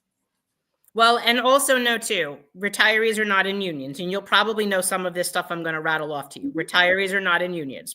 When he says that it violates collective bargaining or it violates a Taylor law, to know that it does not, because both of those laws, if you read the definitions, it'll tell you what an employee is. We're not an employee, that the law covers employees in appointed titles before the employing agency. We're not employed, we're not an appointed title, and we're not before an employing agency. So therefore, the Taylor law and the New York State collective bargaining law, New York City collective bargaining law does not pertain to us. So then he'll say, well, it interferes with his negotiations. And I'll tell you, that's where it does. So hold on. I'm not saying I agree, but I do understand where he's coming from. What he fears, I think, without having discussed this with him, let me preface my answer. Okay. This is me kind of surmising based on everything. I would think that he probably fears a precedent being created where things are negotiated through the law, and therefore the collective bargaining unit loses power over it at the negotiating table. And I'll tell you why that's false. Because the city legislated healthcare 12-126, which reads, the city will pay the full cost of health coverage for every employee, retiree, and their dependent. It's law, not collectively bargained. And it's been that way since 1967. So, and the council has amended the city code a dozen times, and the last time was in 2001. So really, that's a false argument right there. He legally has the ability to collectively bargain for active employees and their future retirement health benefits. He has no legal standing to negotiate for current retirees. And a current retiree is supposed to retire with the benefits that they vested and earned when they were employed and leave under the contract that they retired from, because we don't have a seat at the table. We don't have a seat in the room. Right. Therefore, we became on the menu. You're not dues paying members. No. And so what he wants, though, is what he did. They passed these copays on to us, just starting again in January. These $15 copays was a backdoor premium. So this is what they're doing. We had sent a lot of our electeds, and I don't know if I sent you that document, but I will. We sent documents where the unions are literally negotiating away healthcare. And there's several columns that show if they increase the copays to this, to this, to this, to this, how much money that they would save that could be applied towards contract. They're literally liquidating their healthcare to fund their contracts, Senator.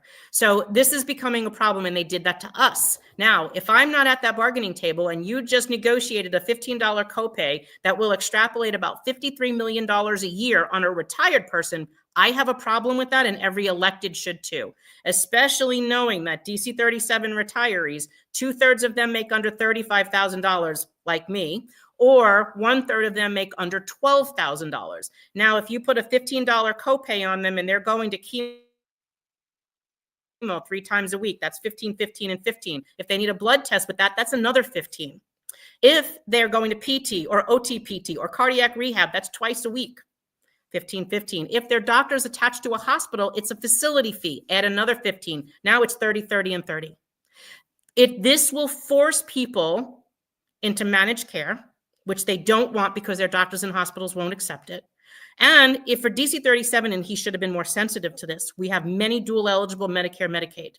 And some of them just go straight Medicaid because they can't pay the Medicare premium out of their Social Security check and wait the 16 to 22 months to get that reimbursement back. So it's at a detriment to their own people. I don't have any say in that. And where Henry doesn't want to listen to this message, and Henry makes a $500,000 salary, this doesn't affect him. He's so far removed, it's like talking to Michael Bloomberg. So there's a disconnect here. The young leadership of the district council, of the city of New York's unions, many of them, because some of them support what we're doing. So I want to clarify that. Many of them don't understand what we look like. So when I say I retired DC 37, 2507 in 2004, and today my pension's $35,000, they look at me like I'm crazy. And that's a problem. Because then these people would be forced to choose. And when we did this copay case, in which we're still fighting, they're writing to us telling us that they're cutting their pills in half or they're not taking their medications. This is a problem. Well, that's what exactly we want to avoid, right? Oh, I know. We want our seniors to have access to all of the wellness that they need. We do not want clinics. We want to keep our own doctors. Yes, and you should be able to keep your own doctors, but as a new wave of seniors comes on, we do have to figure out cost reduction mechanisms for people, and provide options for those who want to take them. Just remember something. Medicare covers the first 80% of our bills. The city only covers the last 20. Your major costs are coming from your active employees and your under 65 retirees. What would be the difference between the chief revenue officer and city comptroller? You had mentioned the city comptroller is essentially a treasurer, right? For the city of New York, someone who audits, someone who provides oversight for city contracts, someone who has management over our city pensions. The chief revenue officer, in my eyes, is someone who would think about how we generate more revenue for the city of New York. Mm-hmm. So thinking through economic opportunities that we have missed out on and have been hiding perhaps in plain sight. Or thinking about different investments that the city should be making. So, they may very well be connected to the city comptroller and, working together, but would have a different function and would be working for me as your mayor. Gotcha. Jim Walden, for retirees who are police, do you disavow the defund the police nonsense? To defund some of the overtime that has been paid. I want to defund the RoboCops. What I don't want to defund is the police officers themselves. Look, I've been very critical of the entry-level pay, and I've been very critical of the quality of training, which has diminished under the current mayor. To me, it's about professionalizing our police force and really, creating the balance of accountability and justice that is needed. Hope you're well, Jim. I haven't seen you at the latest mayoral forums.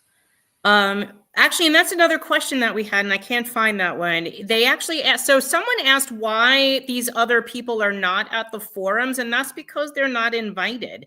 I am not the organizer. I can't answer that question.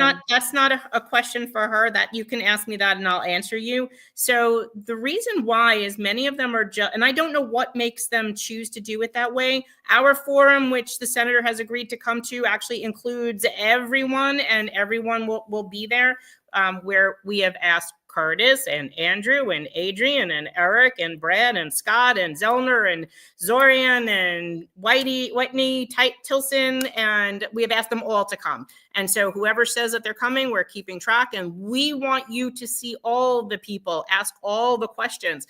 And as we've always said, so that the senator understands how we're doing this.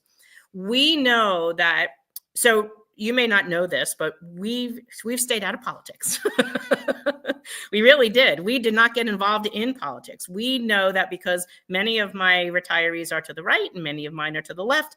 We said, we're not going to tell you who to vote for, but we will vet candidates to find out where they stand, and then we will vet them to who supports us and who doesn't. We will not tell our members who to vote for. We will tell them who supports our issues, and then leave the ranking. We'll do the That's ranking. fair. That's fair. And you look, obviously, I'm here tonight because I want to be held accountable by our seniors, and I want to have a city that is measured by how we treat our retirees and our seniors. A lot of what I've been talking about on the campaign trail, in fact, is senior housing, and how to preserve the current affordable housing stock. I have been very vocal about supporting a rent freeze for our rent stabilized tenants, and even providing for home ownership opportunities with modest equity, co-ops that the labor movement used to build. Right. And it was a great way to leverage our union pension dollars to make the right investments. There's a lot we can do. I'm sure many of you who live in New York City have been paying attention to the proposed development discussion that is happening over at the Brooklyn Marine Terminal, where big real estate wants to build 9,000 market rate units.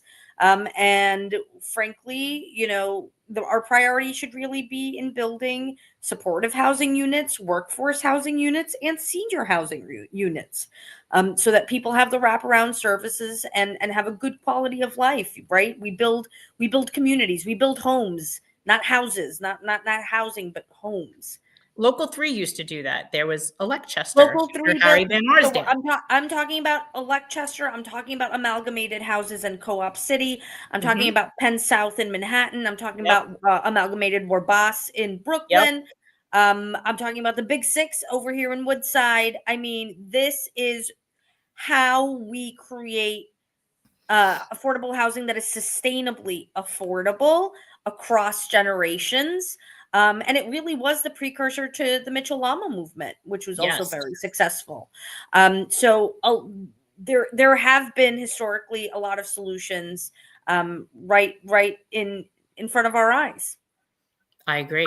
Instead of only depending on tax abatements for big real estate, because as we can see, trickle-down housing doesn't work either. Neither does big towers, as it turns out. Serena Mia, health, we need that too. And you cannot get a decent mental health on disadvantage. They don't want to pay for it. Oh yes, we have lots of mental health challenges, let me tell you. We do. So over a decade ago, in an effort to supposedly save money, Andrew Cuomo closed the vast majority of our mental health. Yes, he did. And laid off these workers.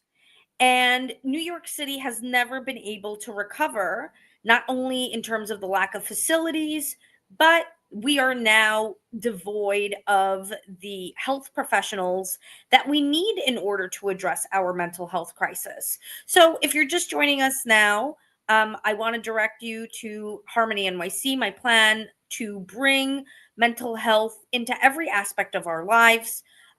From our youngest New Yorkers to our oldest New Yorkers. We're talking about childcare to senior centers in our communities and in our city hospitals. So making sure that we are talking about human beings holistically, not just worrying about physical health, but actually our mental health, destigmatizing, access to that therapist, doing it in a way that, you don't have to share with anybody that you don't want to.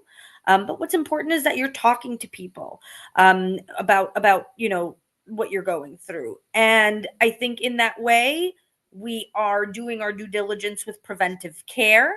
But then in the long term, we're also creating facilities with the psychiatric beds for those who need longer time care. It can't just be about prisons or jails. We shouldn't wait until somebody gets hurt in order to get those who are struggling with severe mental illness the help that they need. So actually, EMS workers like Marianne should be upskilled in order to really be leading our emergency responses to mental health crises. Be Heard, for those of you who have been in the know, or if you want to Google it, is Be Heard is a program where EMS workers are working with the NYPD in order to respond to mental health emergencies. It's not always used. It is police led. We want to rely on our professionals in order to do the work. But for that, I'm going to need CUNY especially to be a very big partner in building that workforce pipeline that we need, so that we have social workers, we have psychiatrists, we have behavioral and cognitive therapists, hopefully in the languages that New Yorkers speak, in order to keep each other safe. That is a must. There's nothing compassionate or there's nothing progressive about letting people who are struggling with severe mental illness stay on our streets or on our subway. I agree. That's not where they belong. If you are mayor, will you drop the lawsuits intended to force us onto Medicare Advantage? Yes, I will. I will not. No, I'm doing the opposite, Matt. I'm asking you for a chance in order to do the exact opposite. I'm not going to sue against my efforts here. I know. I hear you. Laura, I find it upsetting candidates are legitimizing what Henry Garrido and Michael Mulgrew have done. They're still trying to steal from us. Solve what you need and please hold them accountable. I don't know that I am legitimizing. I don't know if it says candidates. So yeah, she's not saying you, but yeah, but let me say that this is something that has come from the city. And you can have your own opinions about how our labor leaders have handled the challenge before us, but having the right mayor to work with the unions and to make sure that this is done correctly is a big priority. And that's why I'm here asking for your support in return, so that I can, upon becoming your mayor, show the rest of New Yorkers that there is a clear mandate to make this a priority and put this behind us. Will Jessica Ramos reinstate workers who refuse to comply with the mandate? With the mandate for vaccines, I'm guessing. Yeah, that's what I'm thinking. That's been a topic. Look, I am pro-vaccine. I am pro-science. Would I reinstate workers? I am willing to have that conversation with doctors. But I have not, we certainly are in the need to fill job titles, but we also can't, we want to make sure that we're keeping people safe at work. So let me wrap my head about that. I don't know. I've also seen people ask about back pay. I don't know that that's something that the city is going to be able to afford right now. The back pay for those that were terminated? Those that were terminated for not getting vaccinated. Yeah, I definitely agree. Let's see. What is Eric Adams' Order 62? I apologize for not knowing off the top of my head. I believe that was the mandate order that they had to. Oh, okay, I see. All right, very good. Yeah, I think he's referencing the city order. Let's see. If the MLC would consolidate 100 independent welfare funds, they could save immeasurable amounts of operating expenses and capital expenses. However, there are too many patronage jobs at risk if they were to do that. As mayor, how would you address this matter? Well, look, I'm running. I always say, especially as a mom, I just want to see a clean city, and I want to walk around with a power washer, and I want to start at City Hall. There's so much corruption and there's so much cronyism that has taken place over the past 3 years. I'm really hoping to be able to hold open interviews for people who are interested in giving their best to the city. We're such a talented city. There's a ton of people who are hungry to make a name for themselves. There's no reason to recycle the same old names as always. So expect fresh leadership from a Ramos administration. And then with the MLC, well, as mayor, I'm their partner. So although I cannot tell the MLC what to do, I certainly hope to be able to work with them to be as efficient as possible. Yeah.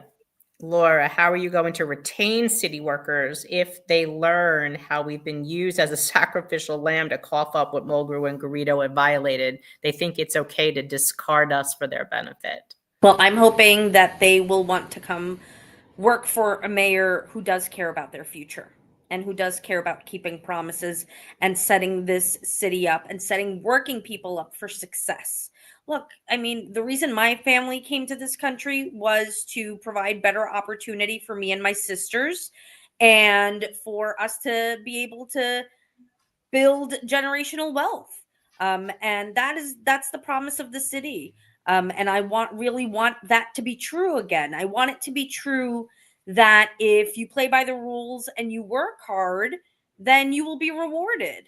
And I think right now, especially having a convicted felon as our president, and then having a 5-time indicted mayor sends the wrong message to our young people and to the rest of the world about who gets rewarded with power.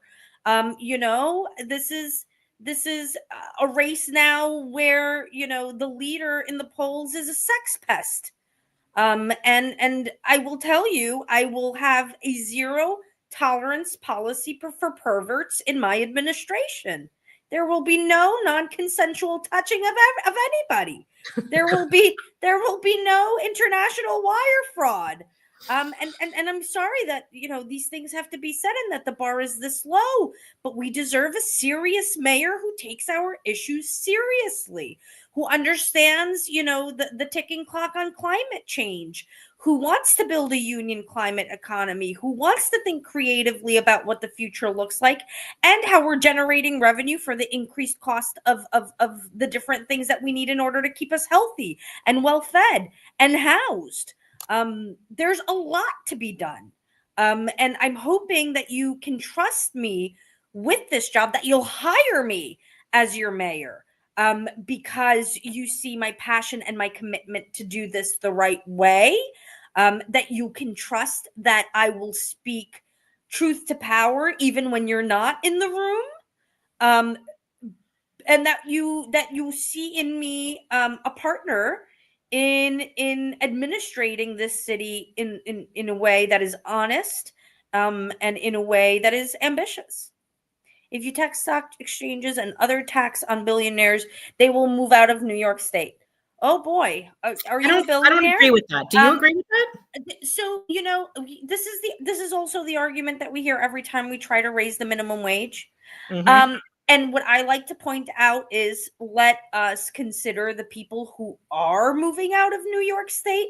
I mean, think about, you as a retiree, perhaps, and why you felt that you had to move out of state. Maybe it was for your children, or your grandchildren, but maybe it's because, even with your pension, you're just not able to keep up with New York City right now. That's a problem. We want an intergenerational city, and we want people to have the option to age in place if that's what you want. This is about autonomy, and this is about your city, especially after you've given so many years, perhaps even decades of service to your city.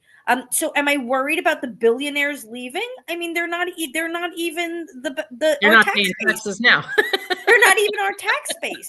You know who I am worried about leaving?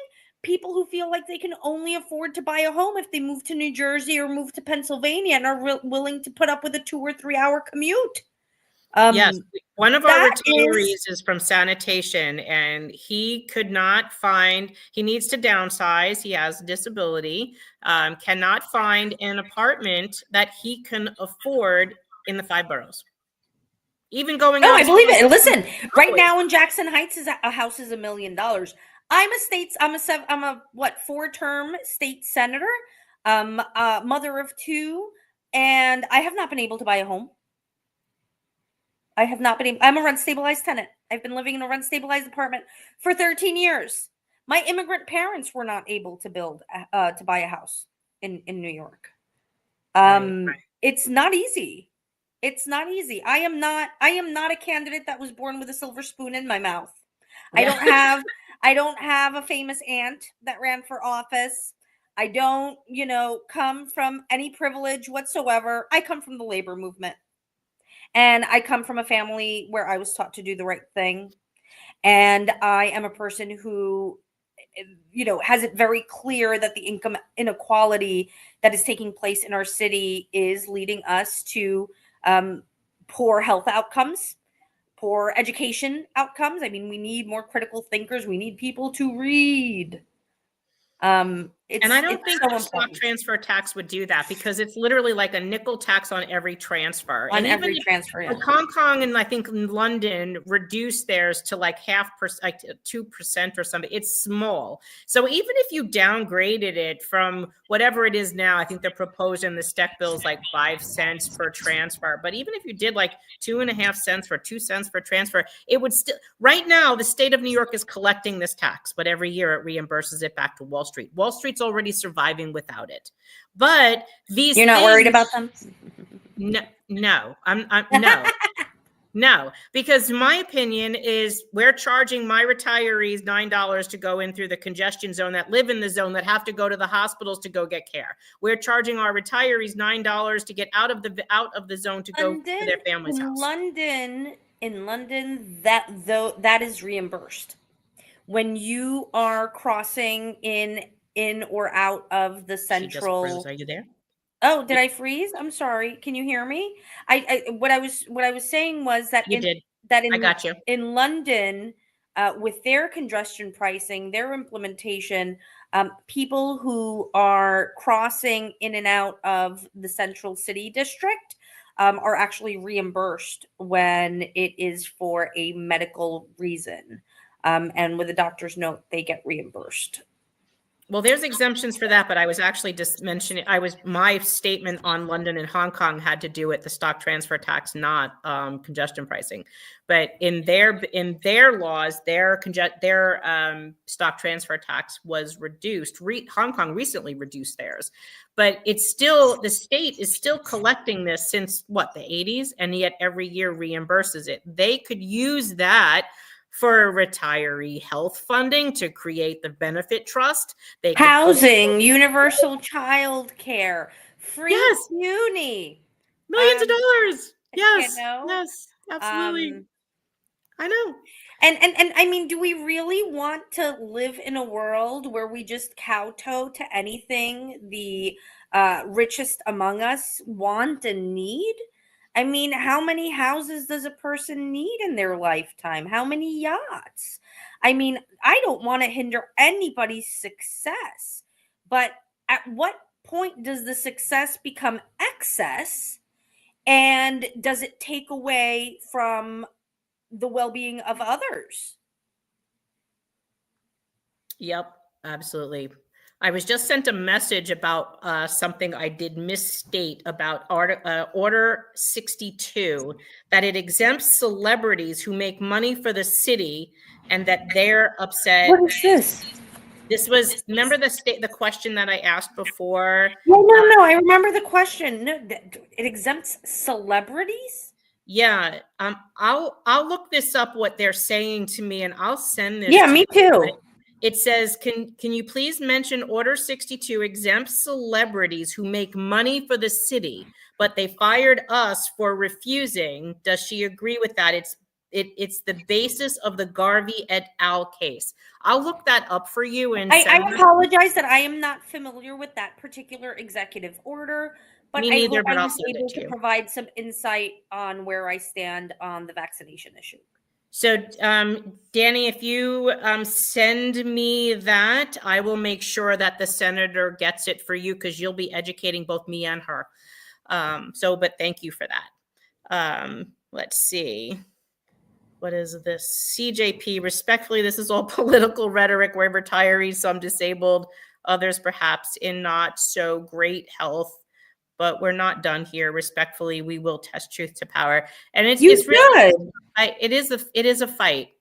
But you should. I mean, there is precisely this process in order for there to be some accountability about, where people stand on your issue and where they are representing you in the way that they're promising. So I think actually the DC 37 mayoral forum was a test. At least, one of the first ones. Yeah. Let's see. I mean, I can't fix your problem until I'm mayor. I know, but you can get on our state bill. For now, it is rhetoric because, I'm not able to fix the issue as a legislator. I'm able to fix the issue as an executive. It's why I'm interviewing for the position. Yeah. Let's see, Ellen, this is a long one. Senator Ramos, please familiarize yourself with the New York City Charter and the legislative history about the city's retiree health care. Marian has posted many of the relevant docs on our Facebook site, which she doesn't have access to, but if you let me know what you're looking at, I will make sure she has. As well as having done many YouTube about Labor Law 101, I suggest that you view these so you can better be informed about our fight. In terms of city statutes, try harder, please. I will educate her, I promise, Ellen. I've read the city charter. I'm a former city employee. I am familiar with, I'm the chair of the labor committee in the state senate. I'm familiar with labor law. I'm not, I don't really understand what that was. I'm not sure. Look, I'm always willing to learn. I like being held accountable in forums like these. I like having town halls. I think it's important in order to keep people engaged in our democracy. Look, I'm also running for office because I want people to believe that good government is possible. That we should be able to trust our public institutions again. And there's a crisis right now when it comes to that. So I don't blame anybody for skepticism or for feeling like you haven't been heard, because you haven't. But I'm here to introduce myself, let you know what I'm about, who I am, the record that I hold as a legislator, and what my plans are in terms of the vision for our city, with you included. Yep. Yes, the retiree should not be punished. Absolutely. Look, I mean, keeping our promises to you is about, also the promises that were made to me to be kept. And I want, when my boys, if they decide to be civil servants as well, like us, for any promises to them that were made to them to be kept. This is why it's such a dangerous precedent to set, and why I'm here. Absolutely. You need to, you can definitely sense that we're fighting. I want you to know we're fighting this 4 years, April. I know. This will be our 4th year. We have raised millions of dollars grassroots to fight this because no one has stepped up to fight for us. And I think this is why we're at like Medicare Advantage fatigued at this point for the Democrats. And when I started this organization, it was August 13th of 2021. The article came out in the newspaper in April. We formed this group. We were waiting to see what would happen. We formed this group in August. We filed our first lawsuit in September. I kept saying to the team, just help me do this. It shouldn't take more than 6 months. This is a Democratic Party platform position. The council is mostly Democrats, mostly women. We'll get this done. This is a no-brainer. And here I am 4 years later, fighting my progressives and my Democrats to get behind me on this. And they're frustrated because the very body of people that should have had our backs don't. And so when they hear this, it's a skepticism as to also it not being put in writing or not getting on our legislation. Yeah, I get that. Because, I mean, and if anything is really more crystal clear tonight, should be clear to you, is why they're not trusting is because we've been lied to and we've been told, fight this yourself. I support you fixing this on your own. And that's and also the people who had put it in writing did not speak out when the time came. And so we're addressing that from last week because Brad was the only person on the stage that night that had put it in writing, and he should have said something. Even Mr. Blake, who was sitting next to you, actually said, yes, we should support our retirees. And I haven't even talked to him yet. So that says something to me right there. And then you got the microphone and you were the only one that said something, and you hadn't yet committed to us in writing, and they don't know you and I have had conversations, but tonight I'll let you know she and I have had many conversations. But she's the only one that said something, but it wasn't in writing. The only person on that stage that had it in writing was Brad Lander.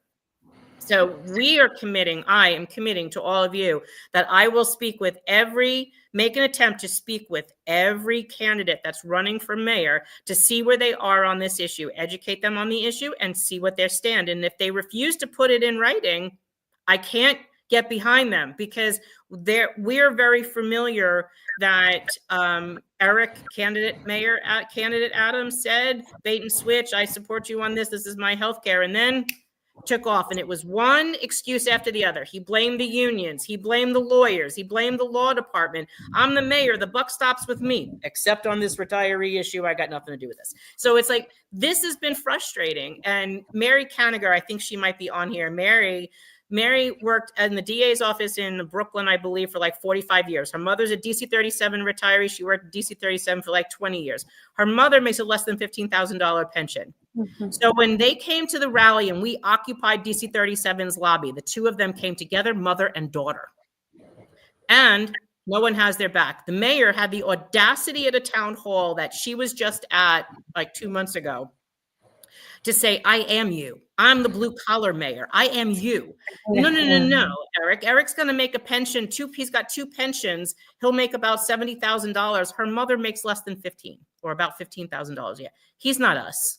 So to have someone understand the fight that we're going through and why making us go through this month after month, year after year is criminal, and not be willing to say, I'm going to stop this and I'm going to commit to getting my colleagues on the city bill or the state bill, they're frustrated and not trusting. And this is that exhaustion.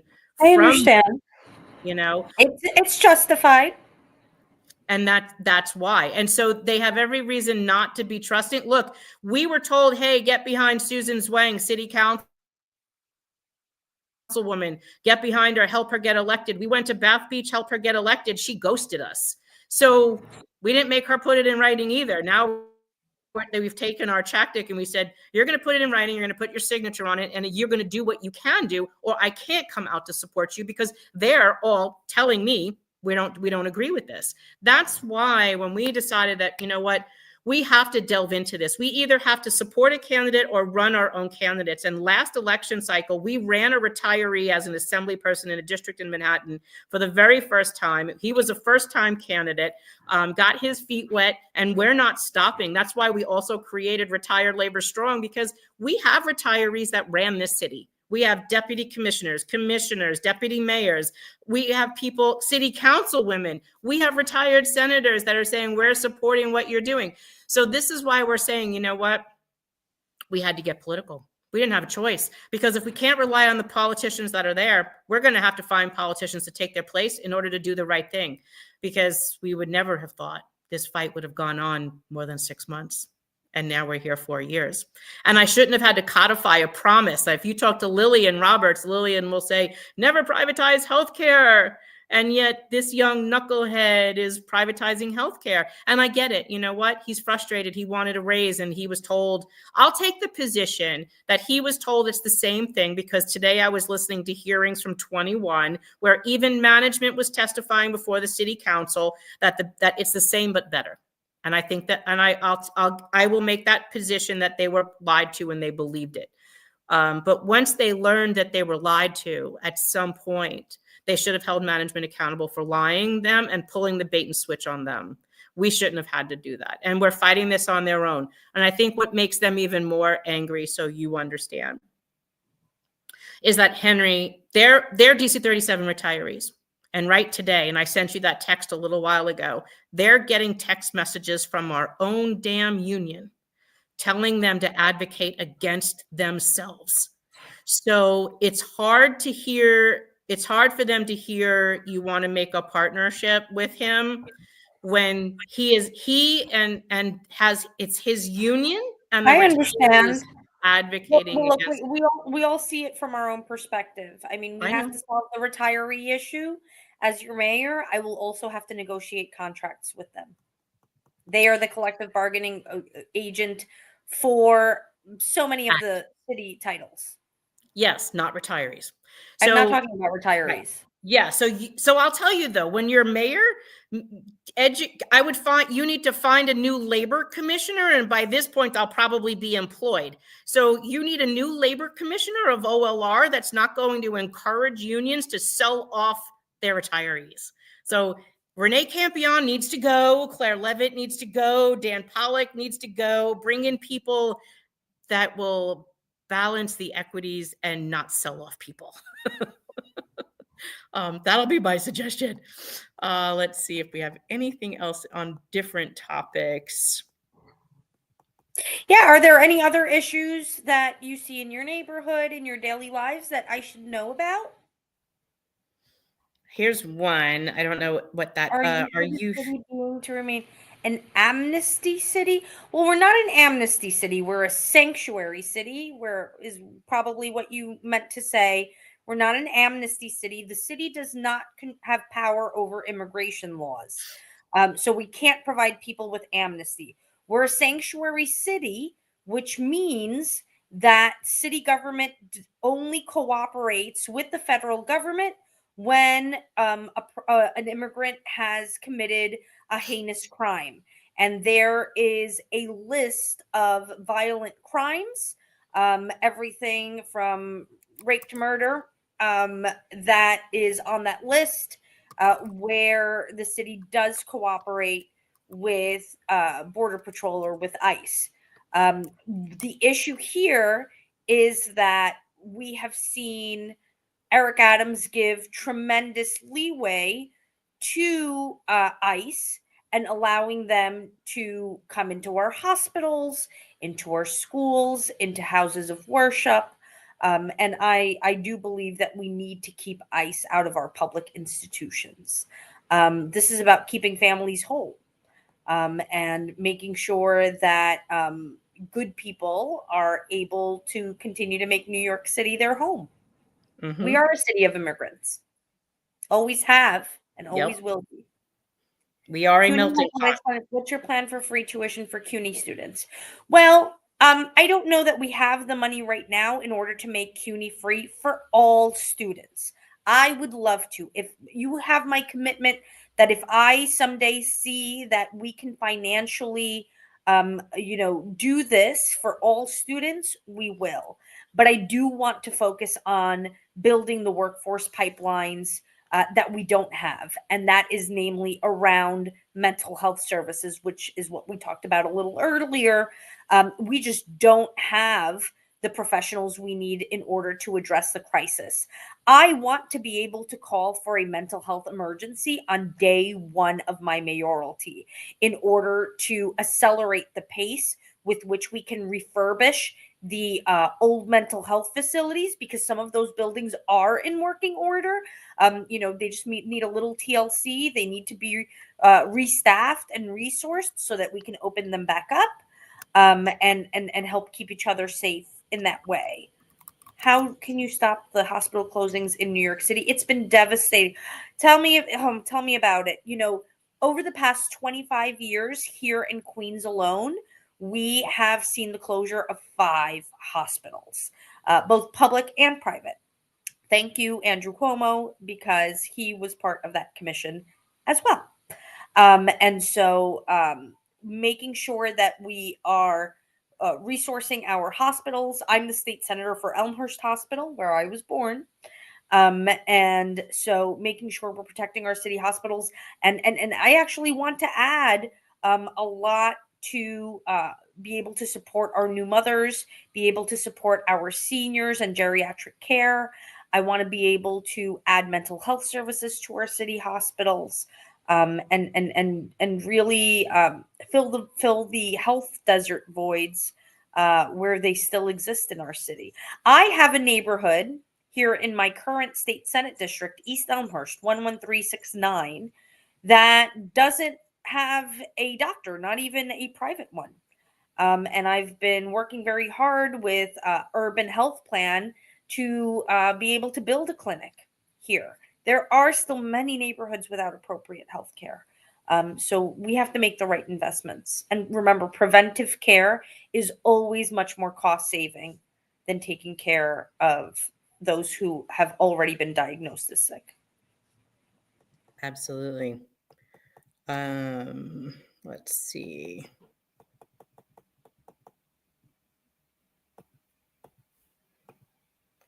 Senator, will you license street motorized bikes, mopeds, scooters? It's insane to walk in the city, even Staten Island. So this is a great question because I also desperately want to get them off sidewalks. When the state legalized e-bikes and scooters, the law was very clear in that municipalities needed to decide what their street design would look like in response to these smaller vehicles. And yet the city of New York has never posted any speed limits for e-bikes anywhere in the same way that we do for cars. And we have fallen behind on creating protected lanes where possible.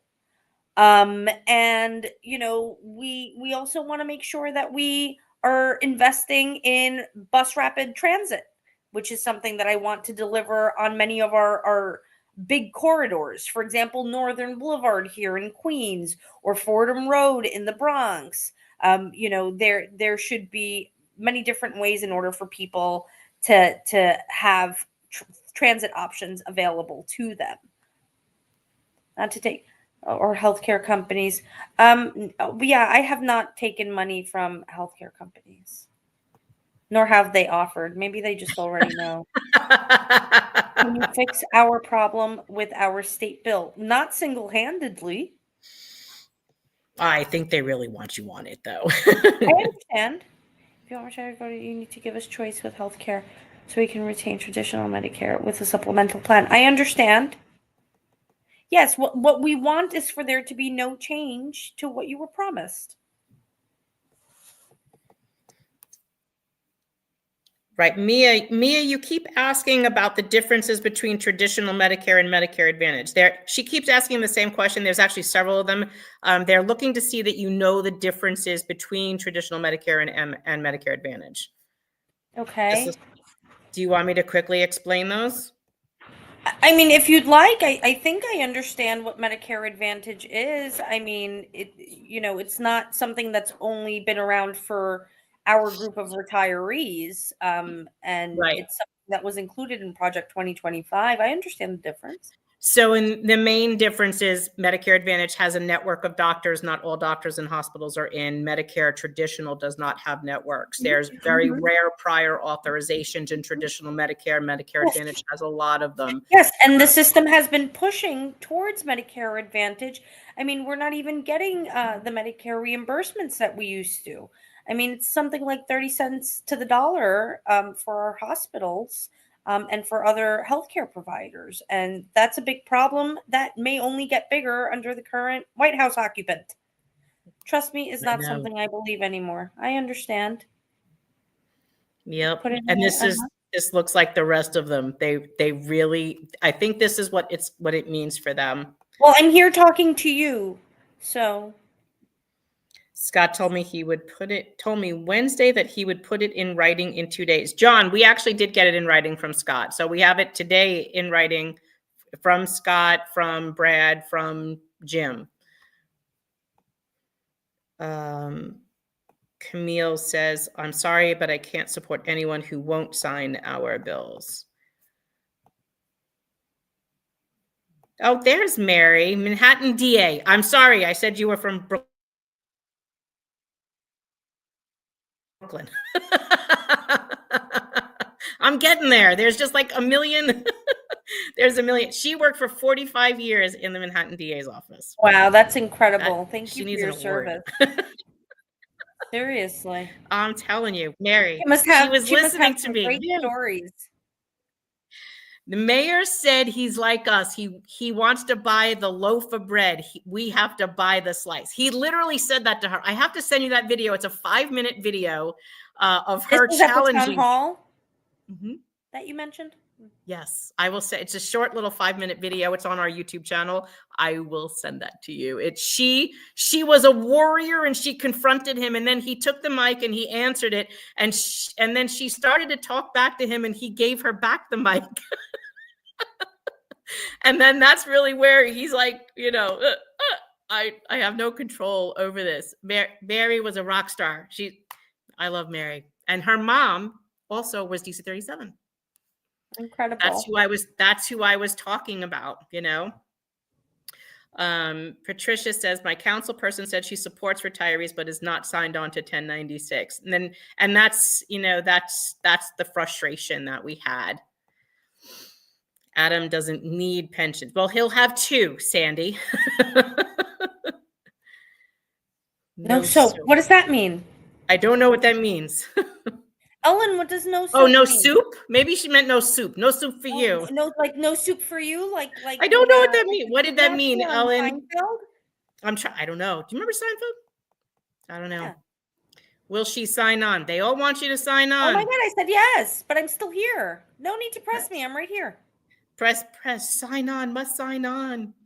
Our healthcare isn't negotiable. We know, and we're just going to keep on fighting that. But it's going to also take a mayor that's going to stand up to their labor relations office and, and doing the right thing. It's labor relations, right?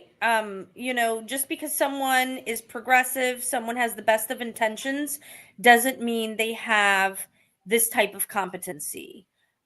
To understand how labor contracts are negotiated.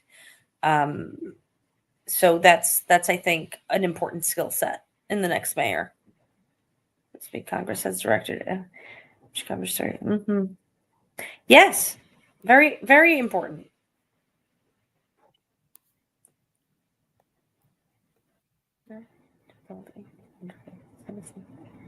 Yes. Civics and financial literacy, and making sure our children can see themselves in our textbooks is also very important. The DOT has ruined Manhattan. Congestion. Excuse me. There's a theory that all of the bike lanes have destroyed the ability to drive through Manhattan streets. I mean, look, there is an issue with the sheer number of cars that are on the streets of New York. The number truly increased during and right after the pandemic. And, we're not able to widen our streets to accommodate every New York City, to accommodate every New York City resident to have a car. We just don't have the space. It's just not possible. And this is why, the disinvestment in our public transit for the past 40, 50 years has really hurt us. So making sure that those who are able, because they have the option, depending on where they're going and what their commute looks like and whether they're able-bodied or not, if they want to, bicycle to work, we want to support them in doing that safely. So that people who do absolutely have to drive because that's the only way that they can get around, especially if they're a person with a disability, well, then they should be able to do so. Yeah, I understand. And Matthew really wants you to sign on. Well, I can't do it now in front of. That's not how I. That's not how that works. We would, so in the Senate, and I actually don't know if it's the same thing in the Assembly. We have to submit what's called a buck slip. Okay. And well, it is Friday night, and well, there's no one in the Senate right now. Okay. Maybe, well, you do it Monday. Matthew says, do it Monday. So we're on for an hour, and I think I'm at the end of most of the questions. It's been way more than an hour. It's been more like an hour and a half. Oh, has it? Oh my goodness. Yes, So it's almost 8:30. It's okay. I mean, I'm really enjoying you want to this, do more? actually. I mean, I can still scroll through. I'm sure there's more I missed. I mean, Let's I'm sure see my what this one- my partner probably does want my attention. Foremost But supported you know, charters I over public education. What's public your support position charters. on charters Oh over? no, anti-charters. I'm a public school graduate and I'm a public school mom. I am not a fan of charters. I'm especially not a fan of co-located charters. I think, you know, it ends up being a segregation in our public education system, and we need top-notch public education more than ever before. If there's anything that the last year's presidential election showed us, is we need you know, our reading skills to be top-notch, and we want more critical thinkers. COLA on pensions is currently only applied. Are you familiar with that? A little bit, but let me make a value statement. You know, I am the state senator who most recently raised the minimum wage and tied it to inflation for the first time in the history of New York State. So that should say to you how I feel about these things. And so New York State has a cost of living adjustment that is only 1 to 3% of the CPI on the first $18,000 of your pension. And that's if you make an $18,000 pension. If you did make an $18,000 pension or more this year, like I told you, I make a $35,000 pension. My cost of living this year was 1.8%, I think, which was $324 for the year. Add those copays that Mayor Adams and the Municipal Labor Committee just dropped on us. That's gone already. So there is no cost. We're not benefiting from any cost of living. I'll make this our last question. Huge company, medical contracts with Fusion. Sure, though, the insurance companies. Insurance companies are no one's friend but themselves. Unless our private monetized organizations is kind of, yes, I agree. Yes, that is the New York Health Act. Yes. And on a nationwide level is what, you know, basically. No, I mean, if it were to happen on a nationwide level, it would honestly be much easier to implement and to simplify in terms of funding. So that would be ideal. But if the federal government isn't doing it, we should be able to step up in decommodifying our healthcare, because it's not working. It's not working, you know, not only because there are lapses in care, you know, people are clearly not being able to access their doctors or afford the medicine that they need. Our healthcare outcomes are not better for it. No, yep. I think there's a lot of things that need to be changed. There was a question too about charter schools, but you already answered that question. And ironically, the UFT has a charter school, which I didn't know that either. They have, no, they have a few, I think. They have one in my district called the Renaissance Charter School. The UFT does, yep. Yes. Yeah, I thought that was interesting. I didn't for a union that would have been against privatization of education, but then privatized. Well, I mean, look, there are many issues with charters. You know, one is taking, of course, funding away from public schools. The other one is, you know, that teachers tend to be ununionized and their voice is not respected or heard. And then, of course, there's the issue of controlling admissions. And denying admissions to children who suffer a cognitive or developmental disability. And obviously, every single child has the right to education. So, you know, they shouldn't be be rejected. Yeah, absolutely. Thank you for your time. Monday, we will be anxiously looking to see you. I can tell that. And if I remember correctly, I don't think Matthew is one of our union retirees. I want you to know we do have a very large population of So who is he? managerials. You know that we have a third of our Yes, retirees are yes. managerial. They're policymakers, Sure. council members, deputies, commissioners, non-union, but they're still affected by this. So we represent them all. Yes. I know. What's your position on City of Yes?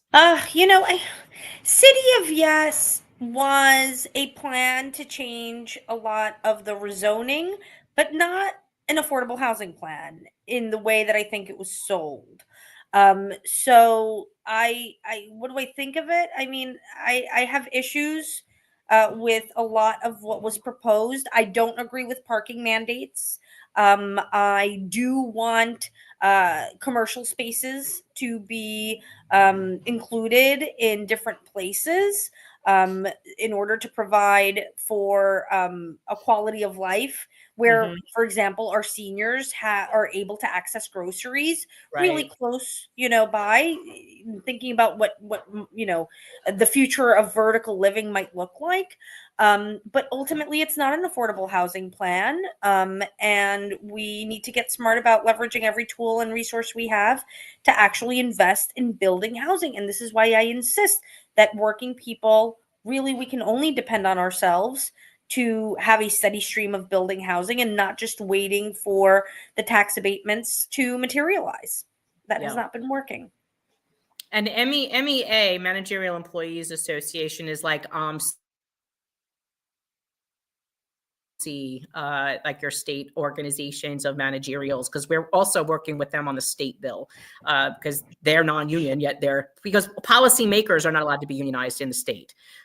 So they fall under non-union, but they're still subject to the decisions that are made by the labor relations offices with some of these unions. So I have that in the state. We have it in the city. We're working with both of them in the city bill and on the state bill because it does affect everybody. So we really have created a major alliance here. And I think that's why there's been so much support on the state bill, is because this does affect so many different people that are just really tired of healthcare being diminished. And if that's a priority of yours, then we definitely want to make sure that you understand why we're focusing on both, because the city bill just affects us in the city, but the state bill affects every New York State municipal employee, every retiree, as I cannot negotiate for employees. I wish I did. In some situations, I might be able to do a better job. And like one of the suggestions, they want me to be your labor commissioner, but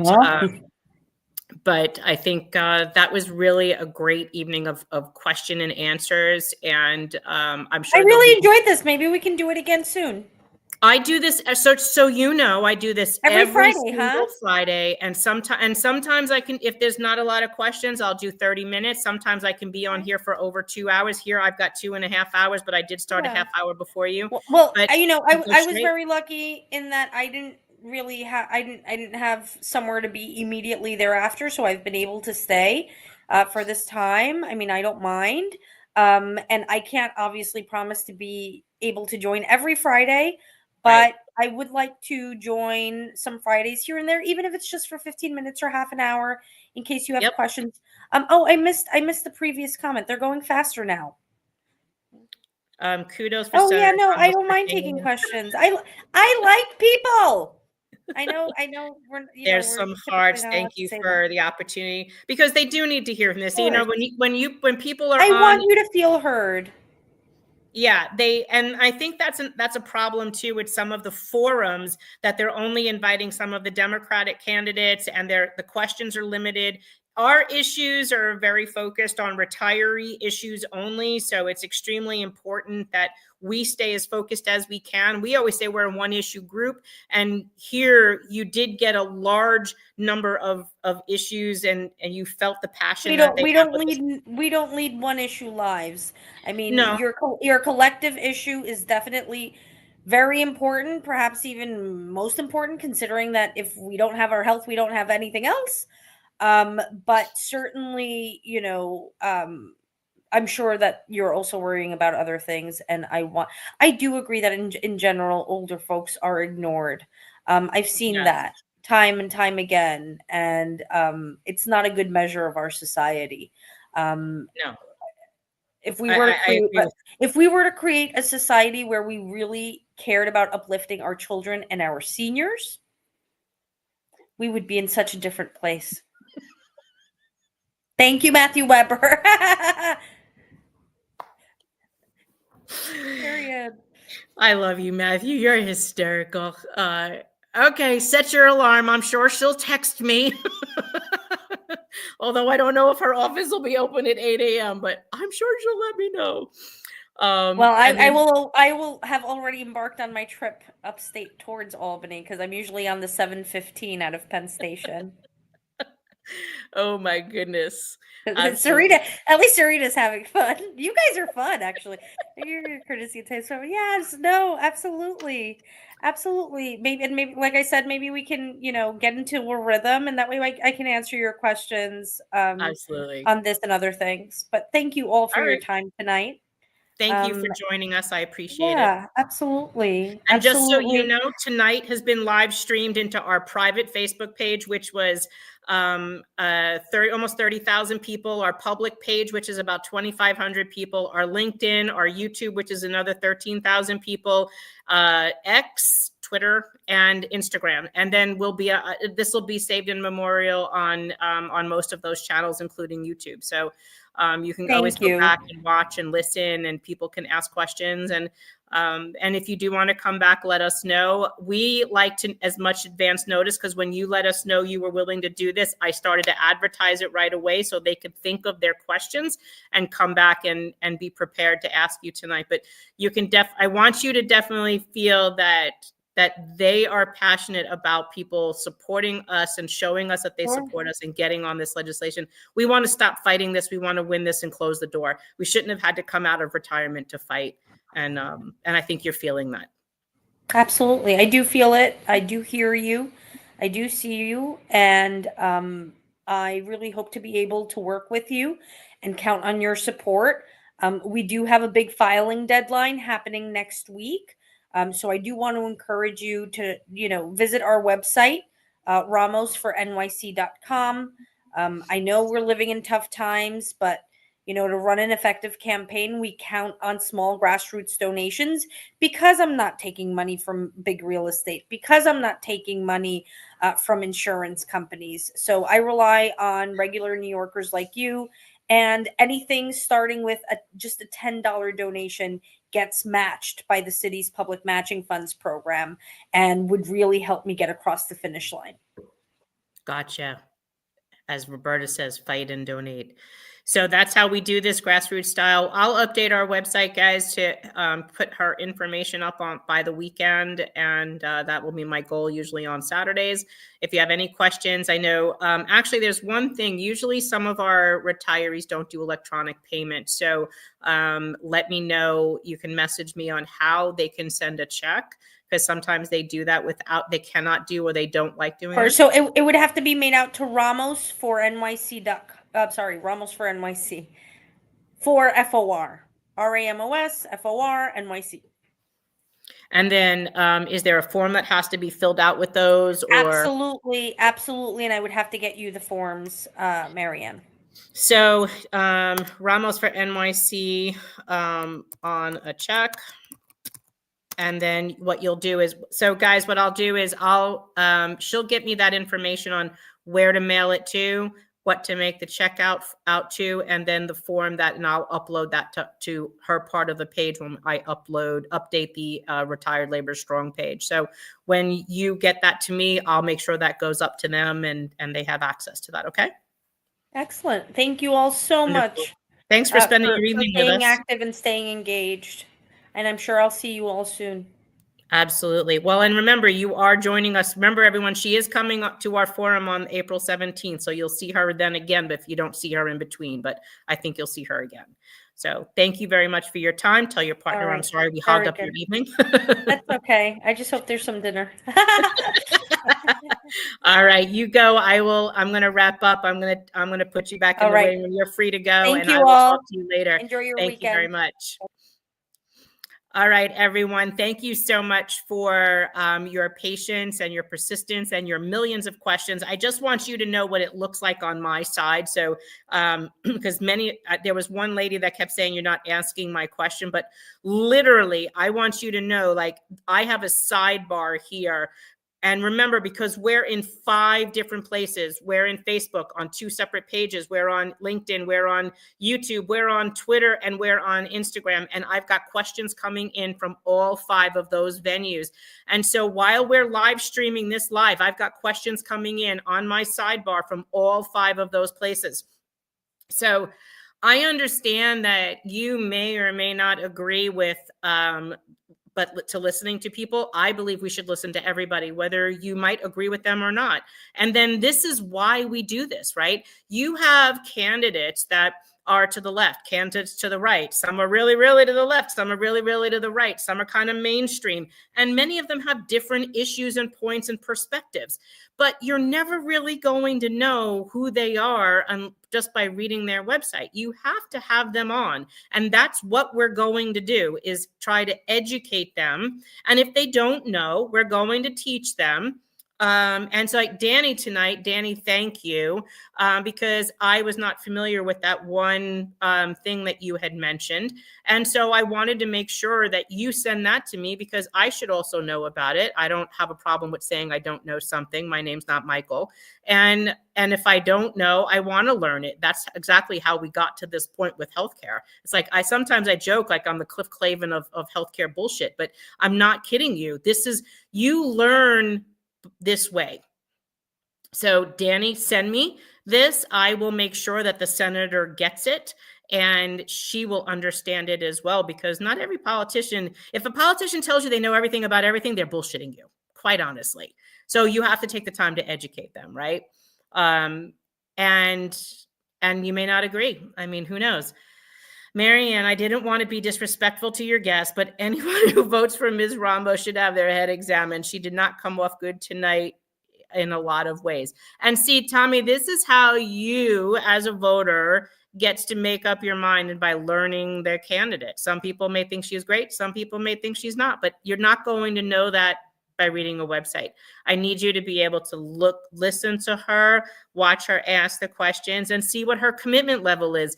Tonight, I'm going to tell you, she really felt you passionate that you want your health care protected. And as a state senator who can sign on the state bill, the one thing she could show you that she supports you is getting on that bill. And your message tonight was pretty crystal clear on that. You didn't even need me to say it. So yes, Matthew, Monday. I'll let you know what happens. But, like I always say, watch what they do, not what they say. That goes for any candidate. Just because they did sign a letter, if they don't talk about it, what are they really doing for you?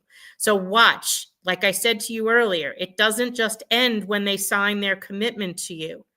You have to watch them up until the day you pull that ballot. If they sign the letter that they support you, but then 3 months go by and they never mention retiree, they never mention protecting retiree healthcare. If they have the ability to get on a city or state bill and they don't, they're telling you who they are. Like last year, when a couple of these people behind us got onto Intro 1099 and then they abandoned you on 1096. But last year they had an election and you were an means to an end. They didn't want to piss you off because they know you vote. But then this year they abandoned you. Now they're running for higher office. Where are you then? This is why I keep saying to you, politics isn't just like a one-end thing. Just because they say, yes, I agree, or you're hearing them say, I support you, but they're not doing anything. They don't really support you. Remember, they support you protecting yourself. You have to keep watching. This doesn't just end. You're welcome, Roberta. I appreciate you. Matthew, if this results in additional sponsor, it was worth everyone's precious heartbeats. We'll see. We'll see. Let's hope she really does sign on to the bill. I agree. Didn't know. Sorry. Yeah. So I want to show you something. And it's hard for you to like see that, but let's see, can you see that, or it's too bright? No, literally what I want you to think about is you see me here, right? To the right of my screen, I've got from the top to the bottom, and it's, I don't know, 10 inches tall. And it just keeps coming, and it tells me where the comments are coming. It's coming from Facebook. It's coming from Facebook. It's coming from YouTube. It's coming from Twitter. And it just keeps on scrolling. And sometimes it scrolls slow, and sometimes it scrolls fast. And I've got to try to catch up. And sometimes I just can't. But so there was one lady here who didn't see me asking questions, but whenever you see me right here, you see this, like I'm highlighting the question that's coming up and showing it there because she was reading it. And I'm also trying to say it for the people that aren't seeing that.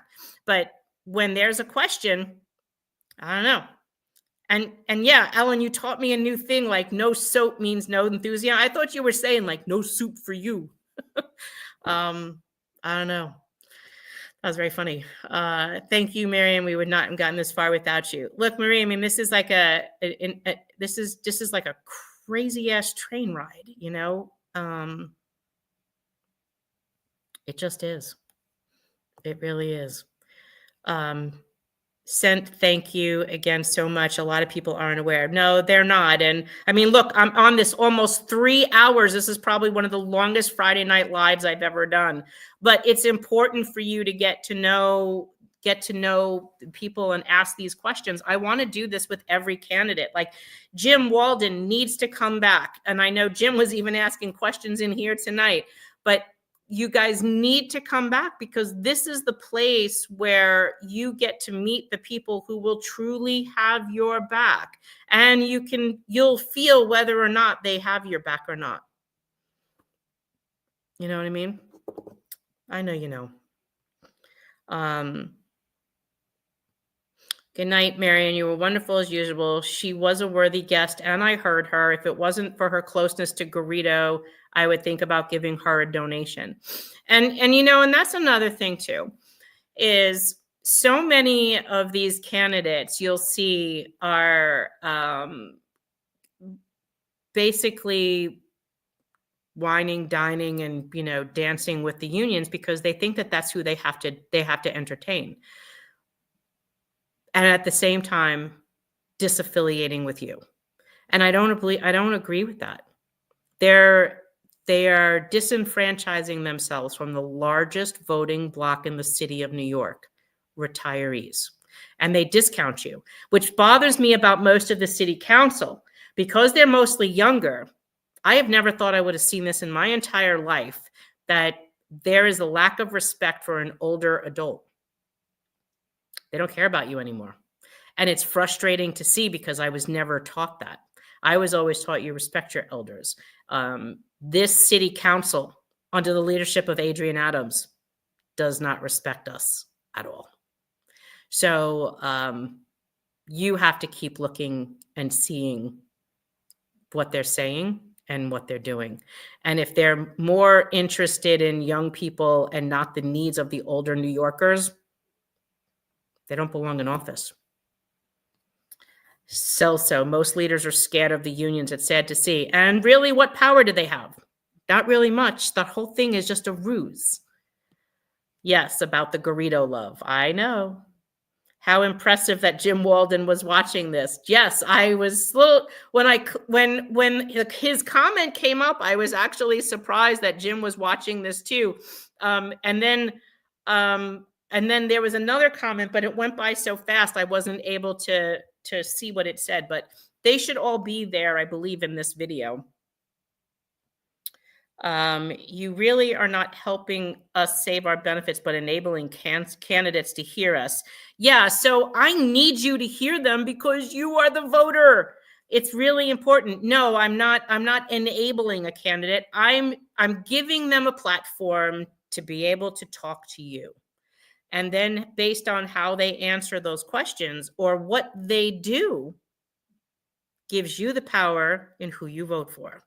Because maybe someone would have said, oh, so-and-so was on Marianne's show and and they were fantastic, or maybe they sucked. But you would never know that by just reading their website or seeing them at somebody else's forum. Here, you literally got to spend like 2 and something hours with a sitting senator who's running for mayor. I don't think you'll see Eric Adams do this. I don't think you'll see Adrian Adams do this. I doubt you'll have Andrew Cuomo do this. I mean, I'd like to have them all make me a liar, but you've had Jim Walden sit with us like twice already. She's the second candidate that agreed to sit with us on here, but we're already hearing that Scott Stringer also wants to sit with us and talk to you. And I think right now that's the only other person that's agreed to come on. But we're not going to stop asking, because it helps you be a more educated, voter.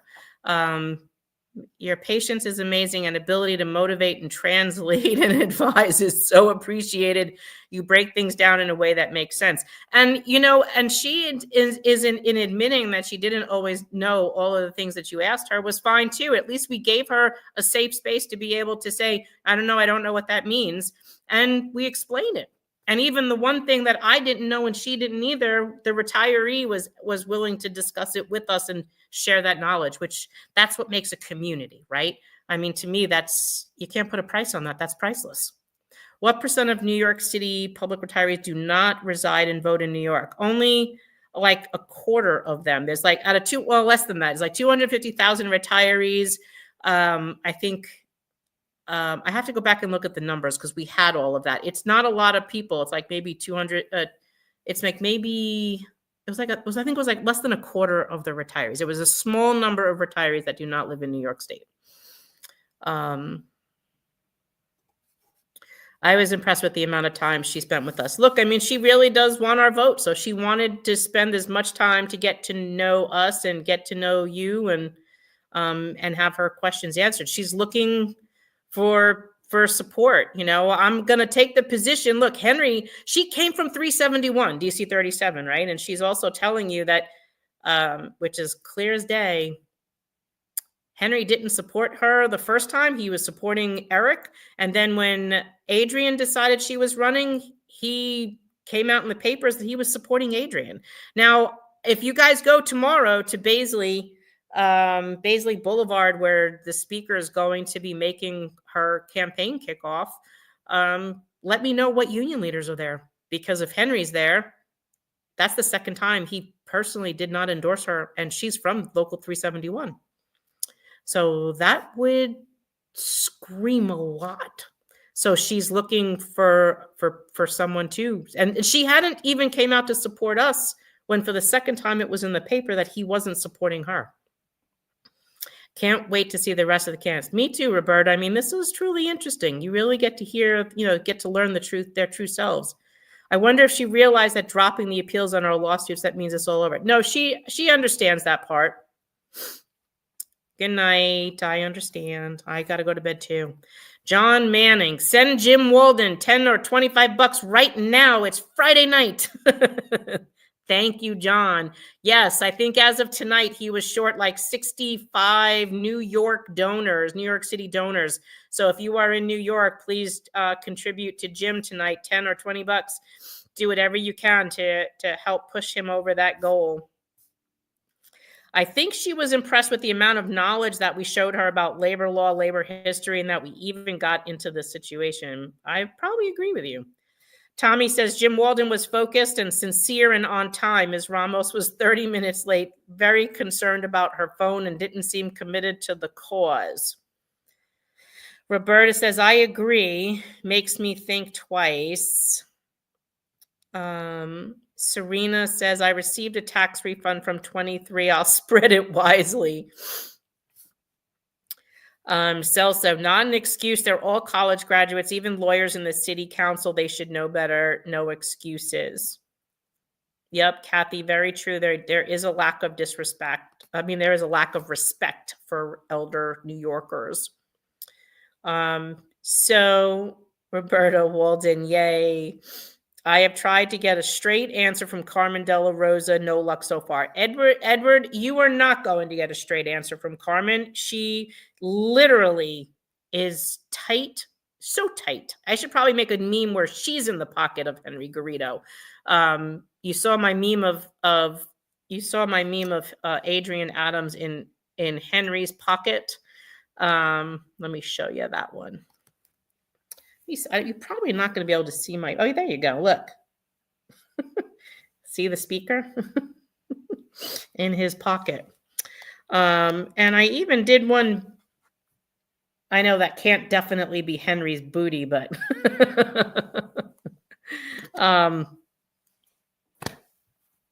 that should be Carmen. Go Jim, best candidate so far. Scott Stringer was endorsed by a major union, not a good choice for us. As of today, a person who will vote in the Dem primary in June, I would include Ramos in my 5 ranked choices. You're wonderful, Marianne. We know nothing about any of this. Well, this is why we're a team, you know. I think you gave her enough ammo to understand our plight, and that DC 37 retirees is more with us than him. And remember, Carol, the DC 37 retirees are literally among us because they got all removed by Henry's International for supporting us. Maybe she will see what we already know, and I'm hoping she does. Della Rosa was lauded by Mulgrew during the DA, of course, because she's carrying their mission. At Adrian Adams' event tomorrow, can the truck include her flying in on a broomstick? I actually have to send those to the truck driver tonight, so I've got to get going. But there's only going to be a couple in there. Let me see if I could create one more.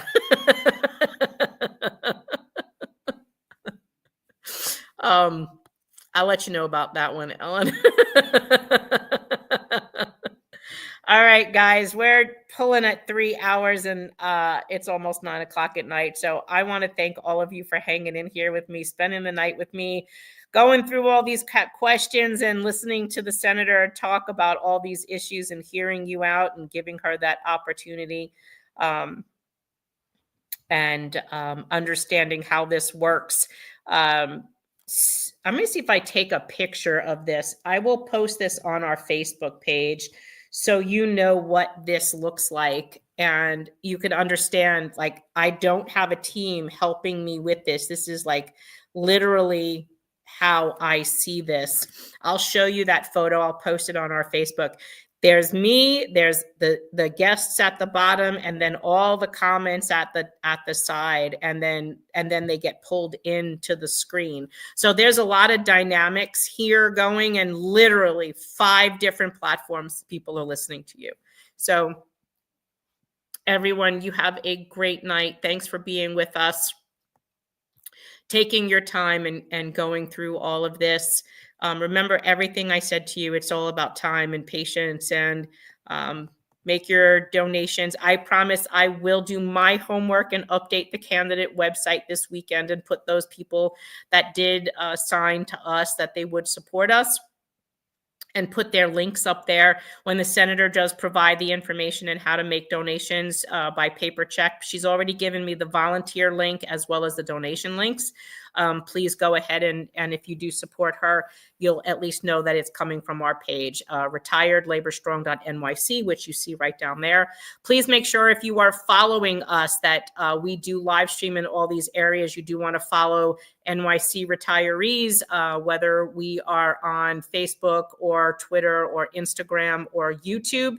You'll get an alert if you subscribe, and then that way every time we do a YouTube video or a YouTube link, you will get a notification that we are going live so that you could watch us in real time. Otherwise, don't worry, our videos are all recorded. If you support what we're doing, please donate to us. Our retiree website is down below, nycretirees.org. You go to our website, it'll say donate now. If you are not a subscriber to our email list, you can subscribe right there from our website as well. We also have videos on how to create an account, how to donate to us, and that we are still fighting for you. So you all have a wonderful evening. Love you very much, and I'll see you next week. Ciao, everyone. Don't speak what you don't understand. The truth is not in your command. about what you think is fate. The decision isn't yours to make. Don't lie about the way things are. The tall tales will take you very far. Don't scoff when they say it's the end. In this life, you know you can't pretend. The days pass by.